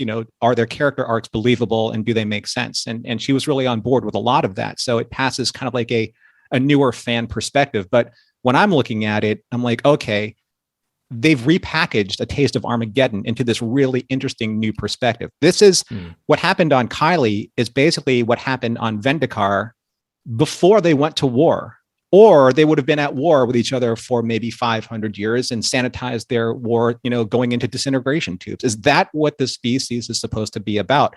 And then the Federation comes in and like, no, we can offer you something that we have seen for ourselves firsthand. And that's something that's actually flips the script with Star Trek, because sometimes we see humanity having gotten past a certain point in our evolution and seeing our mistakes in other races, as opposed to using our mistakes to influence other races. And I thought that was a really bold choice in the storytelling, saying, look, folks of 2022, this is what's happening. Mm-hmm. Folks of the future, this is what's happening in 2022 that we're referencing in the future. It's right. A wonderful way of folding the reality in on itself and makes it very, very pointed. And I think that's something that like you said, John, it's something that, TV needs to do, reach through the message of what it's trying to say and then wake people out of complacency just because it's entertainment. Right. Well, let's see if some of our callers agree with this. And we will start with Chris, who has been standing by patiently and nice has wallpaper, Chris. The Enterprise hovering above his head. Thank you. I very frantically Googled Strange New Worlds wallpaper at about 6:55. I was like, come on, I need something. There you go. That's Google good. delivered. So, well done. Well done. No, Strange New Worlds. Oh, it's wonderful. It's wonderful, man. I mean, the other stuff is great, but Strange New Worlds, it just hits that spot. Sort of to what Heather was saying. It's a wonderful pilot. Like, everyone, I get their deal. I get why they're here. I get sort of their purpose. I am immediately in love with Jess Bush's Chapel and will continue to be in love for the next 10 episodes. But yeah, it's wonderful. I'm curious, who did you guys gravitate towards? Because obviously I'm Camp Chapel, but I want to hear about you guys. I'm curious. I will tell you right away. Okay, I think Nurse Chapel is great and great in a way that you can take an existing character and somehow magically make it your own, make it new, but also just feel like she belongs. Like she's just been there, she just fits, she's part of the crew. Like I thought that was, whatever magic that is, it all worked really well. However, my favorite line in the entire episode, and I told Norm this when we watched it together the other day. Shark? It was a shark? Oh, no, that was from another episode. That's an upcoming episode. No. All right. My favorite line of the episode is after Pike asks the doctor to dispense some wisdom, and he says, never order the house dressing. And I just immediately, I was like, this guy is the coolest. He is funny. He is dry, and he's right. So I am such a fan of Mbenga now, and I can't wait to see more of him. And speaking, since we were talking about Chapel as well, I loved their familiarity with each other. Yes. Because when the Kylian escaped, and there was like, oh, we got another one of these on our hands, boom, we know how to work together. Like that was shocking. John, you loved the double hypo, though. You could not get enough of the double hypo. You thought it was hilarious. And her self-satisfaction with that. You just, gotcha. Yeah. So hype about hypoing that guy. Totally. Hypoing Pike and all of them when they have to go down. I'm like, that's a good Starfleet officer. He's Right. ready to hype a spray anyone at a moment's notice. Good job. So that was mine. That was Chris's. What about you guys? Heather? For me, so I really love Celia Gooding, and I thought that Uhura was gonna just I love her. I love she's got some moxie, and just she's very playful, and it's a side of Uhura that we sort of saw in TOS, but not a lot. I wish that we had gotten a bit more of Uhura, and I think that we will. I've only seen this episode, so I don't know what's going to happen next. But it was actually Laan, Noonien Singh, who grabbed me and ran away, because the actress herself is phenomenal. But I really liked her when they went to the planet.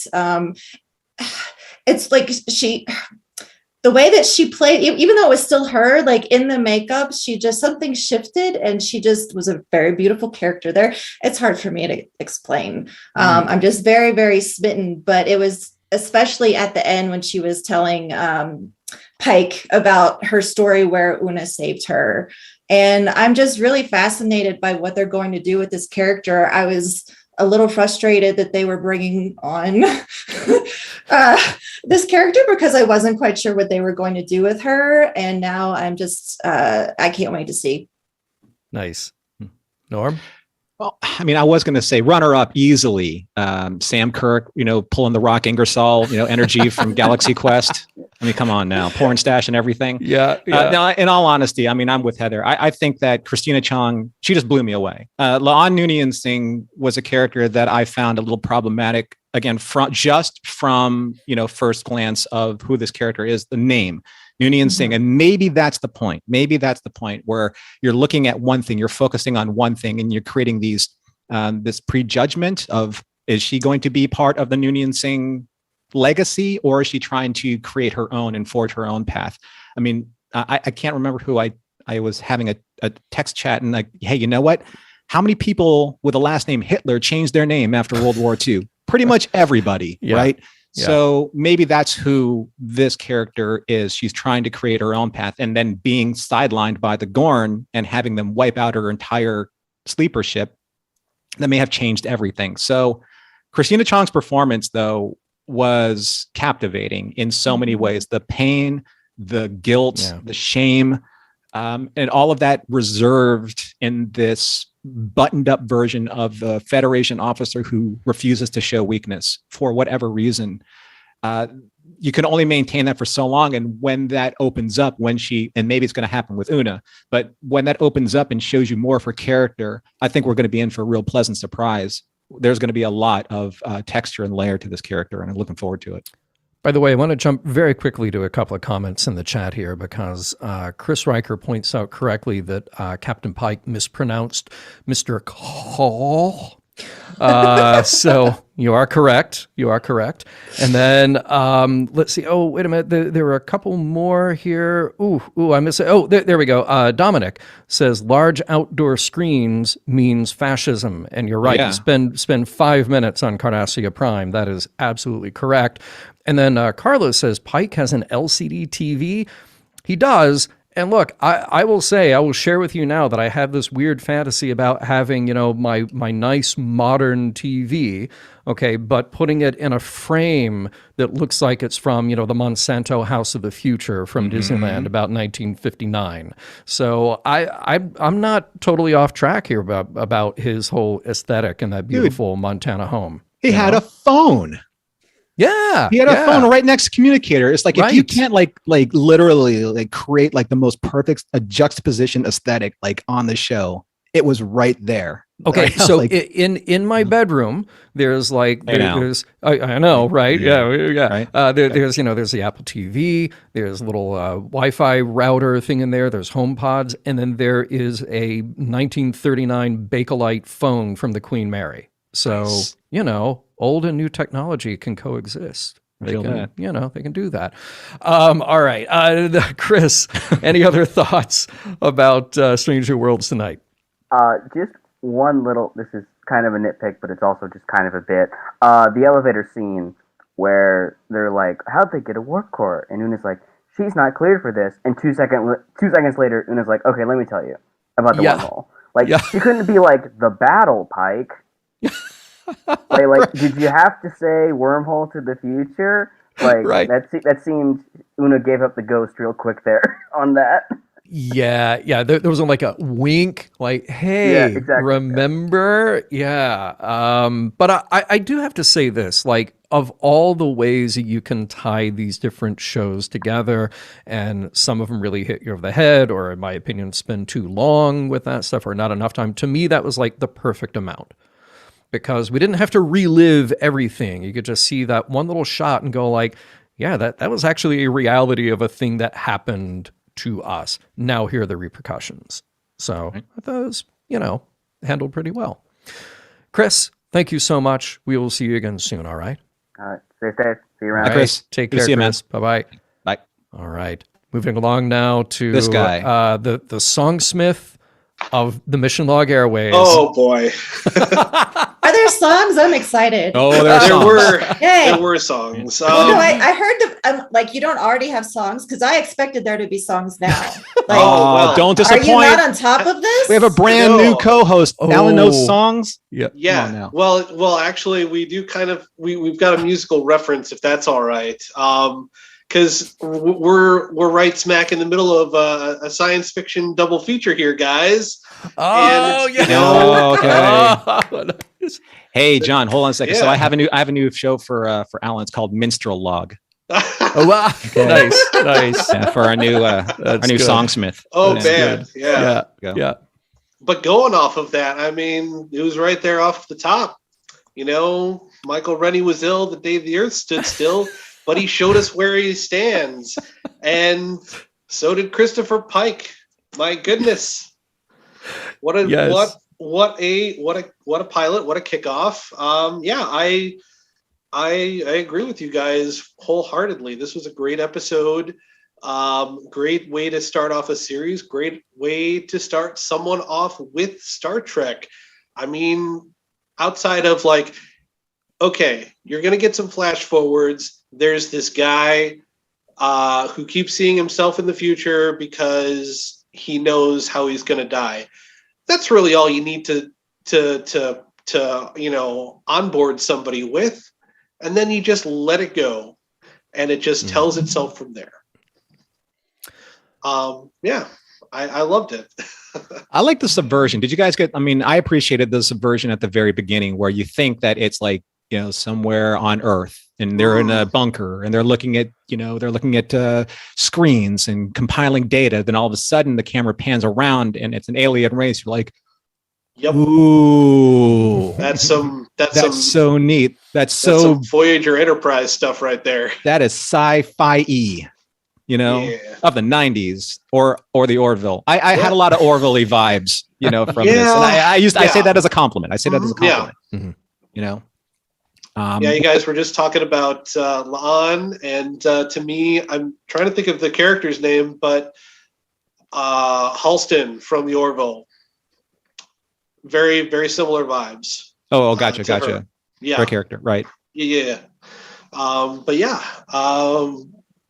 What else can I say? As far as tie-ins from Discovery, it's classified, but Stamets got a shuttle. Yeah. Yes. Yeah. Very true. Very true. I think technically that one though can be towards the actual scientist. Yeah. He still exists. Yeah. There is that. Yeah. True. Good point. Did that shuttle have a spore drive? That's like saying that there'd be more than one Kirk. What are the odds? Come on. That's ridiculous. Nicely said. I want to talk about cool space hardware for a moment, because something that I forgot to mention when we were talking about kind of favorite characters or endearing things. There is so much that is very endearing about this pilot episode, and I also want to share that one of the things that when Norman and I watched together that caused a pause and a freeze frame and a rewind and a rewatch was the moment of taking the classic TOS communicator and putting it in a video frame, so then you have video communication with that communicator. We've been waiting 56 years for this. Yeah. It's been right? No lie. So John and I were watching this in his office. When that moment happened, we were both like Leonardo DiCaprio at like Once Upon a Time in Hollywood. We were like, ooh. They're like, what? What is that? What is that? They got a dock. There's a dock. Oh my God, it's so cool. Why didn't they do this 56 years ago? Absolutely genius. To me, that is such a great and clever way of kind of reinventing the tech to fit along with, our modern expectation. I love the shout out to the USS Archer. I thought that was great, although I still wonder why that ship only had 3 people on board. That's a little strange. Yeah, that is just a little odd. But yeah. And I also, there's another thing that we freeze framed on, Norman, and that would be that old school planet graphic.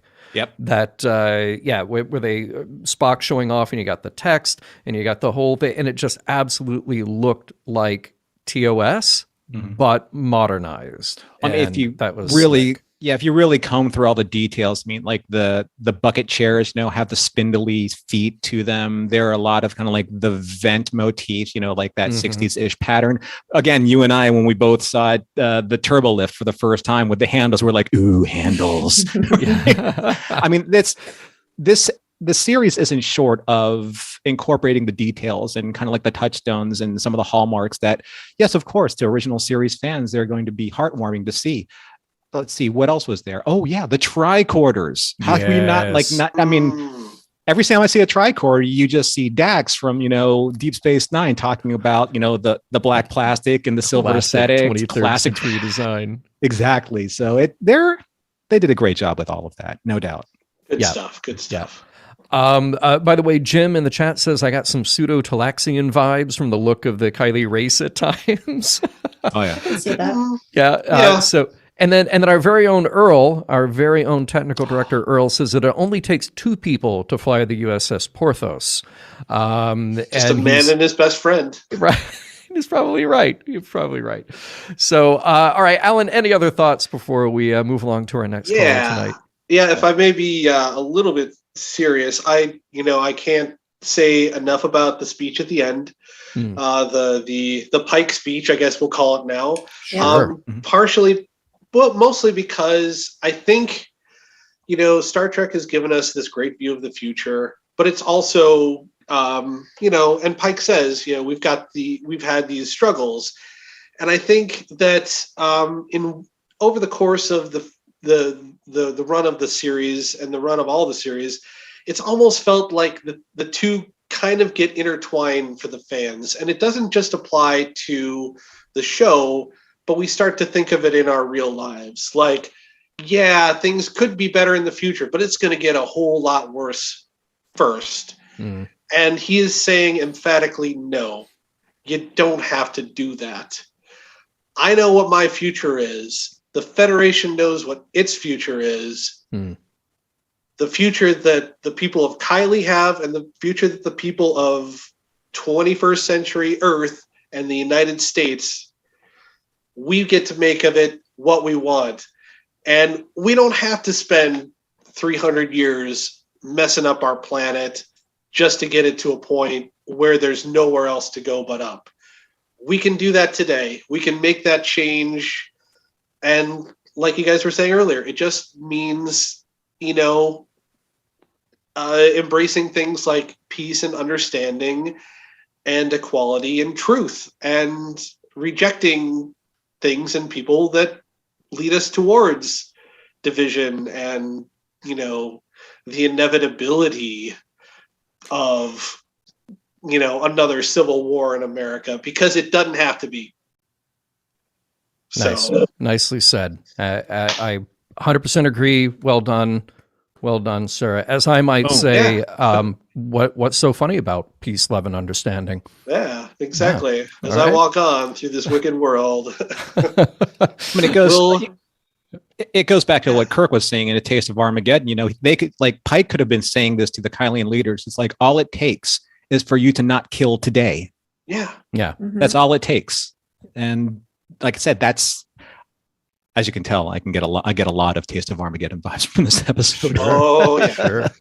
Very Awesome. good. Alan, thank you so much for joining us. Yep, Till John. next time. John, Norm, it's as great as always. Heather, nice to meet you, and hopefully we'll have many weeks of conversations ahead. All right. Thanks, Cheers buddy. to that. Take care. Yep. Adios. All right. So, very happy to welcome back to the show for his second call ever on Mission Good for Log you. Live, both in this episode.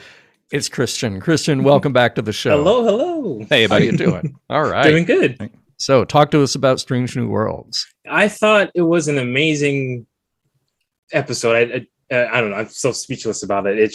All my friends were sending me the Michael Scott memes of, oh my God, it's happening. Everyone stay calm, But yeah, I was just like jumping for joy, like as soon as the theme song started rolling, and I was like, wow, we've come a long way. It's so amazing. I know Alan just mentioned it too, but the shuttle pod stamens. I love the little references to disco. Like, I don't know, it was really cool. I was so ready for Pike to say Black Alert when he sat down in his captain's chair and just the Homer Simpson, don't. Like, what did he just say? Well, I'm sorry, Sean. But Kristen, you said earlier that 2009 was your first introduction to Star Trek, and that obviously that is a reinterpretation of the classic series. This is also a reinterpretation of the classic series. So, how did you, as a fan, look at both of those and try and make sense of just kind of like the subtle differences, but very similar tones in what you've seen, since it's so fresh for you now? Yeah, I remember when I started watching TOS, I was a little confused on the first episode because I was like, "That's not William Shatner. Who's this?" Because it was my senior year, so I barely knew anything about Star Trek. But I just kept watching it, and then this captain didn't want to be captain anymore, and I was like, well, "What is this? I don't know." And then second episode, William Shatner, soft reboot, different pilot. Now I understand, but I like the different tone of it. Speechless. I don't know. It's just so cool. What is the tone that you're picking up on? What is it that speaks to you here? Oh my gosh. Ooh, that's a good question. I don't know how to explain it actually. We only ask good questions on the show. We don't ask. How would you say it's different from Discovery? I do like that it's more episodic. Back to roots for Star Trek is what everyone was saying. For Discovery, the difference, it was just one season arc the entire season, obviously.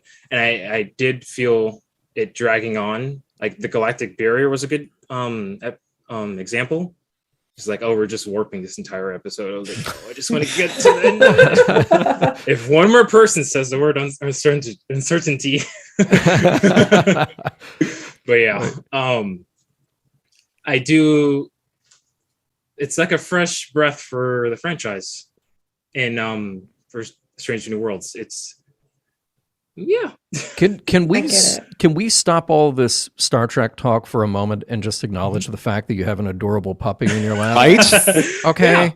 Yeah. I know this is. Oh my God. I know this is a Star Trek podcast, but this is Kylo. Oh, look at that belly. Kylo is adorable. He's a German Shepherd, chocolate lab mix. He's Whoa. just turned 7 weeks old. What? Wow. Say hi to everybody. Oh, he just woke up too, so he's probably looking. His paws are huge. It's like, what is happening? Yeah. Oh What my is Star gosh. Trek? He's almost 15 pounds. This is what the vet said. You're gonna have a big boy on your hands based on those paws. Please make sure you neuter. Yeah. Yes. Oh yeah. Oh Yes. Yes. He's All right. Well, very I'm heavy completely in love with Kylo now, and I expect to see him back on every show. Yeah, you're gonna be Of buying puppy course. chow in bulk. Yeah. That is awesome. Wow. Well, thank you so much, Christian. Any other thoughts on Stranger Worlds before we move along? I did like the comedy in it as well. Like I love the line, "I'm all ears" from Pike. I Yes. instantly thought of the scene from Into Darkness when Chris Pine's walking out of the elevator and goes to Spock, ears burning. Nice. So yeah, Yes. I hope we see more of that. But yeah, everything's so it's exactly what we were promised. It's so awesome. Dude, your I like- energy is awesome, dude. Yeah. Yes, I like Christian because It's hard to- Christian it's and hard to I, speak. yeah, we're very similar in that we're just like, it was so great. Right? If we could bottle that and sell it, we would sell so much Yes. energy. Yes. Right. All right. Christian, take care. I hope we see you again soon. Okay. Thank you so much, guys. Have a All good right, Thanks, be bud. good. Bye-bye. Bye. All right. Coming back to the show then, it's Cherie. Hello. Your bridge is so Welcome back. shiny. Yeah. Oh, you're Hello. muted. You are muted. We can't hear There we you. go. There you are. All right. Yeah, it's okay. Hey, look, by the way, before you jump into it, Sherry, there is unnamed, but I'll name her now, the navigator. You know, we have Jenna Mitchell sitting right next to Mhm. Sherry. So Yes. just want to say, Oh, there we go. there she is. Yep. Yep. Yep. I expect more. I expect more. That there will be much more of her. So I do think I. there has to be. Yeah. There has to be. So here's the Although- strange thing. But Yeah. so we have a Mitchell on board, and we have a Yes. Riley on board, Oh dear. and Nooney and Singh on board. Are they running out of last names on this show? Well, and don't forget we still have call back. Oh, right. So that's good. Yeah. But if we get a Finnegan, I'm out. I'm done. I'm quitting the show. See, I thought Pike was like it's some weird Southern Montana draw, like "Hello, Mr. Cowell." I'm like, is that a draw or is Could it be. weird? So He has a call draw. maybe it was his Is that what it first is? scene, and he was just nervous. That's You know? probably it. Yeah, I That's- think so. Yeah, he's Yeah. very green at all of this. By the way, I want to find that red jacket that Mr. Kyle's wearing because I want to rock that thing. I want to be like his stunt double, right? you, So- you could. Yeah. You could. I love it. All right, Cherie, what is on your mind about Strange New Worlds? So, actually, I wanted to talk about some of the news that has been circulating about. I mean, we saw the other Lieutenant Kirk, Yeah. and that wasn't James Kirk. Right. But I've heard news that there is going to be actual James Kirk in the second season. And I am concerned because I do not want them to try to replace Pike or overshadow Pike in any way. What are your guys' thoughts on this? Well, I think we all have many thoughts. Heather, you wanna start us off? I don't want that either. I want to see Pike through and through, but then again, we know what happens with Pike. I'm very interested in how they are going to handle Pike's journey with knowing his future. And I thought in the first episode they did a really good job of kind of saying, okay, like, yes, it's scary, he's traumatized by it, but at this point it sounds like he's in a good enough space where he's going to use that to his advantage to be a better captain. I still wonder then how we're going to get to the version of Pike that we've seen before. I don't know where the timeline is. I don't know where things could happen. I think it is completely possible that at some point Pike is no longer in the show, and then we do have a Kirk, and I don't know how I feel about that. Well, actually, he magically knew that it was like 10 years. Apparently, the magic crystal, Klingon crystal, also is like gives you a timestamp of exactly when this thing's going to happen. 10 years. Well, and it's a little unfortunate too, because here he is showing up at this planet saying your future is not written. You can do this, but here is somebody who feels it to his very core that his future is written. And which is tragic on its surface anyway, but I think it lends this unique quality to a Starfleet captain that we have never seen before. If you just if you had a word for all of the other captains, Kirk was the cowboy and Picard was the diplomat. Sisko is part God, book burning. I don't want to get into it. And then and Janeway is like the matriarch. Really holds this crew together as a family. But now you have this guy who walks around with this weight, and at the same time is absolutely doing the best job he possibly can for his crew. Like it's this, even in the moments of levity, they break those up when you do this kind of maybe playing a little bit too much, but he sees his reflection in something. You just go like, oh wait, but he's also walking around with that. Yeah. Yes, PTSD. Like that's what PTSD is, these flashbacks. Right. And I know there's been discussion about how they're handling the dialogue around what has happened to him, because in the show he said, I saw my death. And technically you would say he's disabled in the chair, and we don't want to define a disability as a death sentence. However, I think that there's going to be a much longer introspection on this, and that we shouldn't jump to a conclusion, because he doesn't necessarily even know what he saw. He saw himself, but that could have been a prelude to, oh gosh, how do you exist in a confined wheelchair? I'm hopeful. Star Trek hasn't always done good, especially by disability conversations. So I'm very curious to see what happens. And I would like to see what if there's interaction between Pike and Kirk and what happens. Yeah, well, okay, that takes us back to our Pike and Kirk conversation, and honestly, I'm very happy with George Samuel Kirk being introduced here. And I liked, I know that there was some controversy, little criticism, because in TOS, James Kirk says he was the only one who ever called him Sam. But there is an immediate familiarity and a little bit of an oops when he calls Captain Pike Chris. So we know that there's something special between them. So I kind of like that. I don't want everything to come back to James Kirk, and that is the most important thing that ever happened in Star Trek. The same way that I don't want Sarek to be the most important father who ever lived in Star Trek, because he's terrible. I like Sarek. Well, look, I like Sarek. I don't like him as a father. I like as a diplomat. Oh, he's awesome. As a wielder of logic, fabulous. Maybe as a dad, maybe he's got room for improvement. What I'd like to impart on the listeners, and what I want to encourage more people to do as they're watching Strange New Worlds, is not use what has been brought before as established, written in stone information, because once we start doing that, then you create an artificial barrier that you are comparing this show to, and that artificial barrier is 56 years worth of history of a particular show being dissected over the span of decades by so many different people, by so many pairs of eyes, by so many ways of life.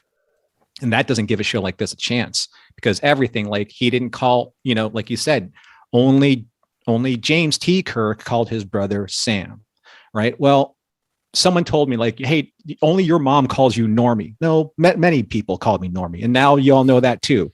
And that's how things change, right? That's how narratives change.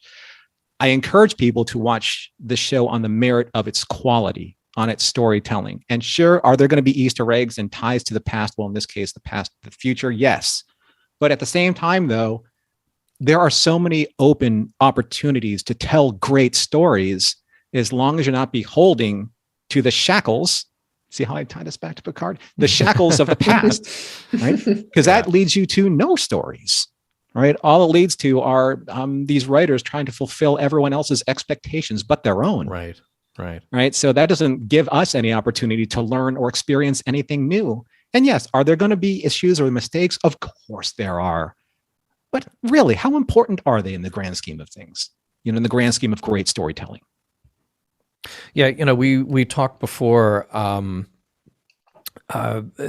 whole Spock to Pring thing bothered me, not because I don't think we should have some hot Vulcan sexuality. I think that's great. I think we should bring that. That's fine. I think we should explore all aspects of Vulcan culture. That's great. But if the only thing that we know about Spock and T'Pring is that they've only met when they were 7 years old, and then we don't see or hear anything about her again until TOS Amok Time, and then it's this fight to the death with Kirk. If that's the only thing that we know, then why try to change that? Like, the T'Pring character here honestly could have been anybody. Could have been another girlfriend, could have been somebody else, and then that wouldn't have changed my perception of that. However, I say this having only watched this, and I don't know what the future plans are for that storyline. There was something in the trailer that obviously shows that they're going back to that, so I'd be curious how they do it. But that's the sort of my taste for what is written in stone per se in the canon, which I feel like it should all be fair game. But why are you making the choices that you're making when you go back and revisit something? So we'll all get to learn together when we get there. Yeah, it didn't bother me that it was T'Pring, but it did. I did feel like we know Vulcans can have and do have sex outside of Ponfar, but at the same time, like it's always been in Star Trek that's kind of not something that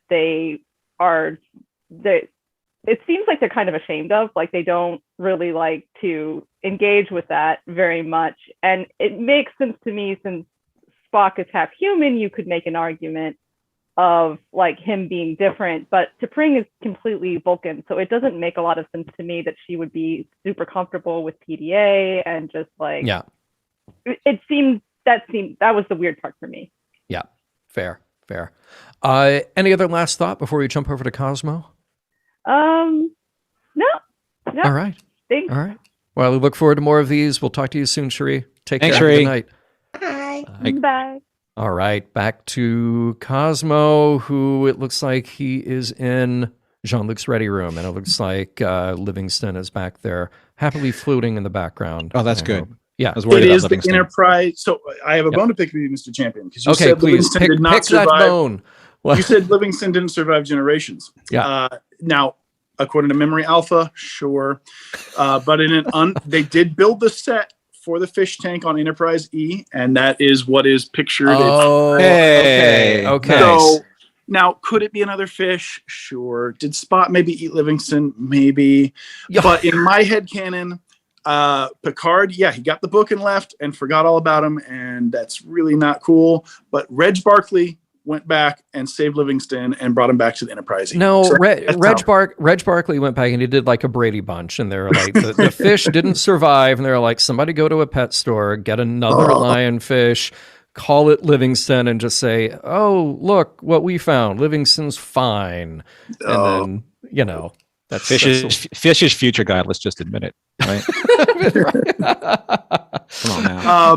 So I'll keep this super quick. Cool. I adored this episode. I think it might be the strongest pilot in Trek history. It was really solid. There were so many beats in there that I loved. I loved Anson Mount beaming into the contentious thing, just on high. That was awesome. I really appreciated it. I was kind of dreading, oh great, another character with trauma. We just dealt with Jean-Luc with having Romulan trauma and mom trauma, and we got Burnham with all her traumas. And I love that they have Pike able to confide in Spock. That was a great scene between the two of them. And I'm thankful that at the end of the episode, he says, I'm a lucky man. And I'm sure it'll come back up, but he also has number one to confide in. And so I'm not dreading that anymore. And I already feel like I know the transporter chief of Enterprise better than I know a third of the cast of Discovery. It was great to see the cast and the crew utilized and doing things, and everybody just seemed really competent. I loved when Nurse Chapel ran into the sick bay and just yells, hey, activate the emergency medical transporter, and the doctor's right on it. Boom, no conversation needed, just I got your back. And Uhura's scene where she comforted and distracted the alien was great. Just episode was phenomenal. And my only gripe that didn't sit well was, okay, so these folks in a year were able to build a warp bomb just from seeing through a telescope a bunch of starships. So if I go back in time and show John Champion an iPad from 30 feet away, you'll be able to build an iPad. I don't know, but I don't care. The rest of the episode was so dang pleasing that all the way around, great debut. And I loved the opening credits. I had such a big smile on my face. Pretty.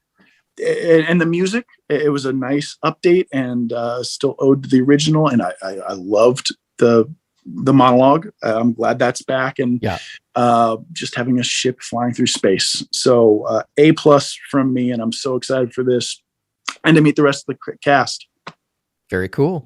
All right. Although we don't know if the Kylians are like the Sigma Oceans, and they had great, they had a great skill for mimicry. So, being able to leave behind any technology that they can, build and adapt. We don't know what their talents are.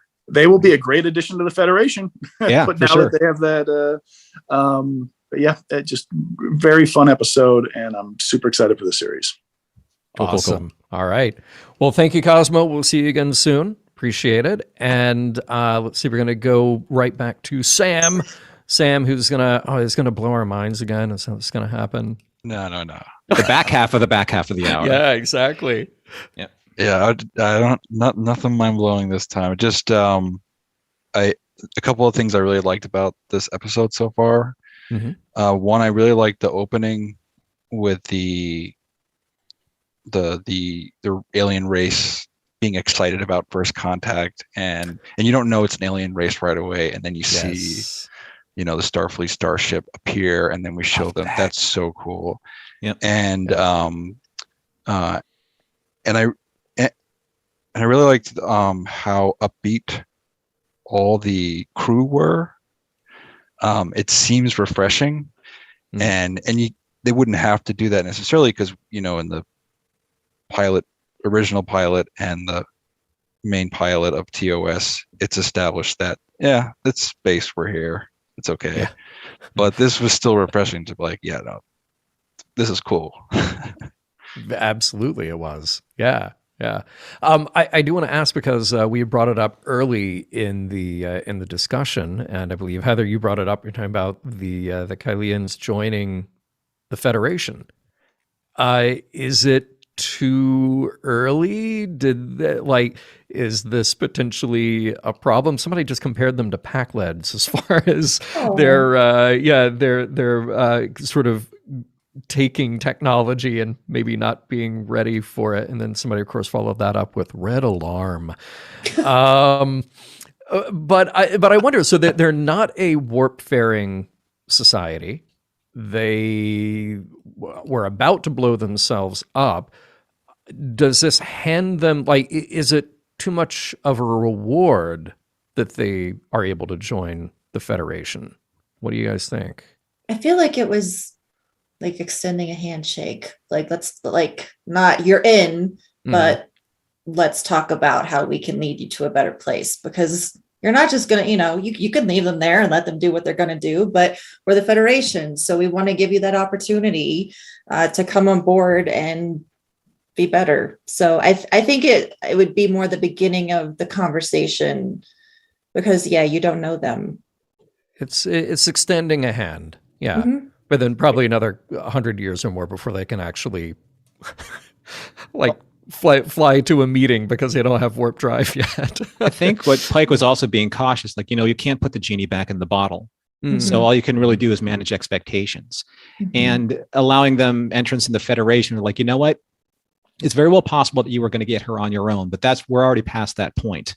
So we might as well shepherd you in the right way, as opposed to letting you vie over this power source that you have really no understanding over and destroy yourselves. So I think, this may be the better play. Let's kind of go with the handshake of friendship and bring them into the Federation, so they don't actually, turn their weaponry on us too at some point. Yeah.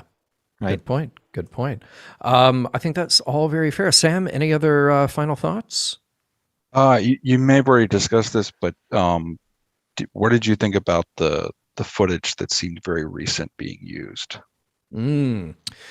Yeah, we haven't talked about that, and I'm of mixed feeling about it, simply because I want Star Trek to have a position of advocacy where it can and where it should. I also want Star Trek to stand up as kind of an evergreen metaphor as well. So, certainly we'd make a choice about having a shot that is very definitely from January 6th of 2020. That is a calculated thing to put that sort of message in the show. I don't think it's out of step with the messages of the show. I don't think it's wrong for Star Trek to have a certain position on that. But, we've talked about this in other contexts as well, which is, are you making sure that you're getting Star Trek's very important message out to the widest audience possible? Are you in some ways creating a barrier for that potential bigger audience? I don't think there's a right or wrong answer to that.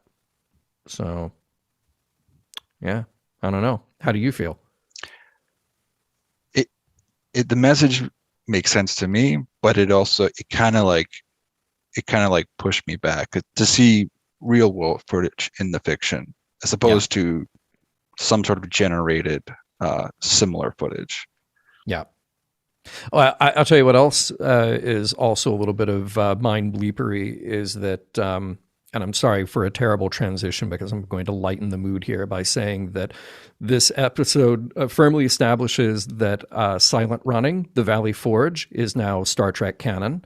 Oh, yeah. And that Robert Wise is Star Trek canon, not just because he directed the motion picture, but because he directed The Day the Earth Stood Still, which Captain Pike is watching on his giant LCD TV. So Robert Wise exists in that universe, as does Silent Running. So there you go. Sam, thank you very much. And I believe we have maybe a last commenter who joined us here at the tail end. Ma'am, do you have a comment to share with us? I mean, he just put me back in here. I'm very excited about Una. Yes. That's it. That's it. Okay, bye. All right, bye. Everybody screenshot this. You have all the hosts all at once there right you now. Go. That's it. Right? That's the one. Yeah. Yeah. All right. Take care. And Norm and Heather, I'm not going to see you guys for a few weeks. So any last thoughts from you two about tonight's episode of Strange New Worlds? Sorry, you're not going to be here. Have a good time doing whatever you're doing. I will. I'll share it with everybody. All right. So, with that said, Mission Log Live is produced by Roddenberry Entertainment. Technical production on Mission Log and Mission Log Live by the infrangible Earl Green. Be sure to visit podcast.roddenberry.com for the latest from Roddenberry Podcasts. If you'd like to support Mission Log directly, give us a look at patreon.com/Mission Log. Special thanks to Holly Amos, who has been fantastic here on Mission Log Live, helping us cover Star Trek Picard Season 2. And once again, big welcome to Heather Barker. We're very excited to have her with us on Mission Log Live. Thank you to everyone who joined us live or later. We look forward to reviewing the next episode of Strange New Worlds on Mission Log Live with you next week. This is a Roddenberry podcast. For more great podcasts, visit podcast.roddenberry.com.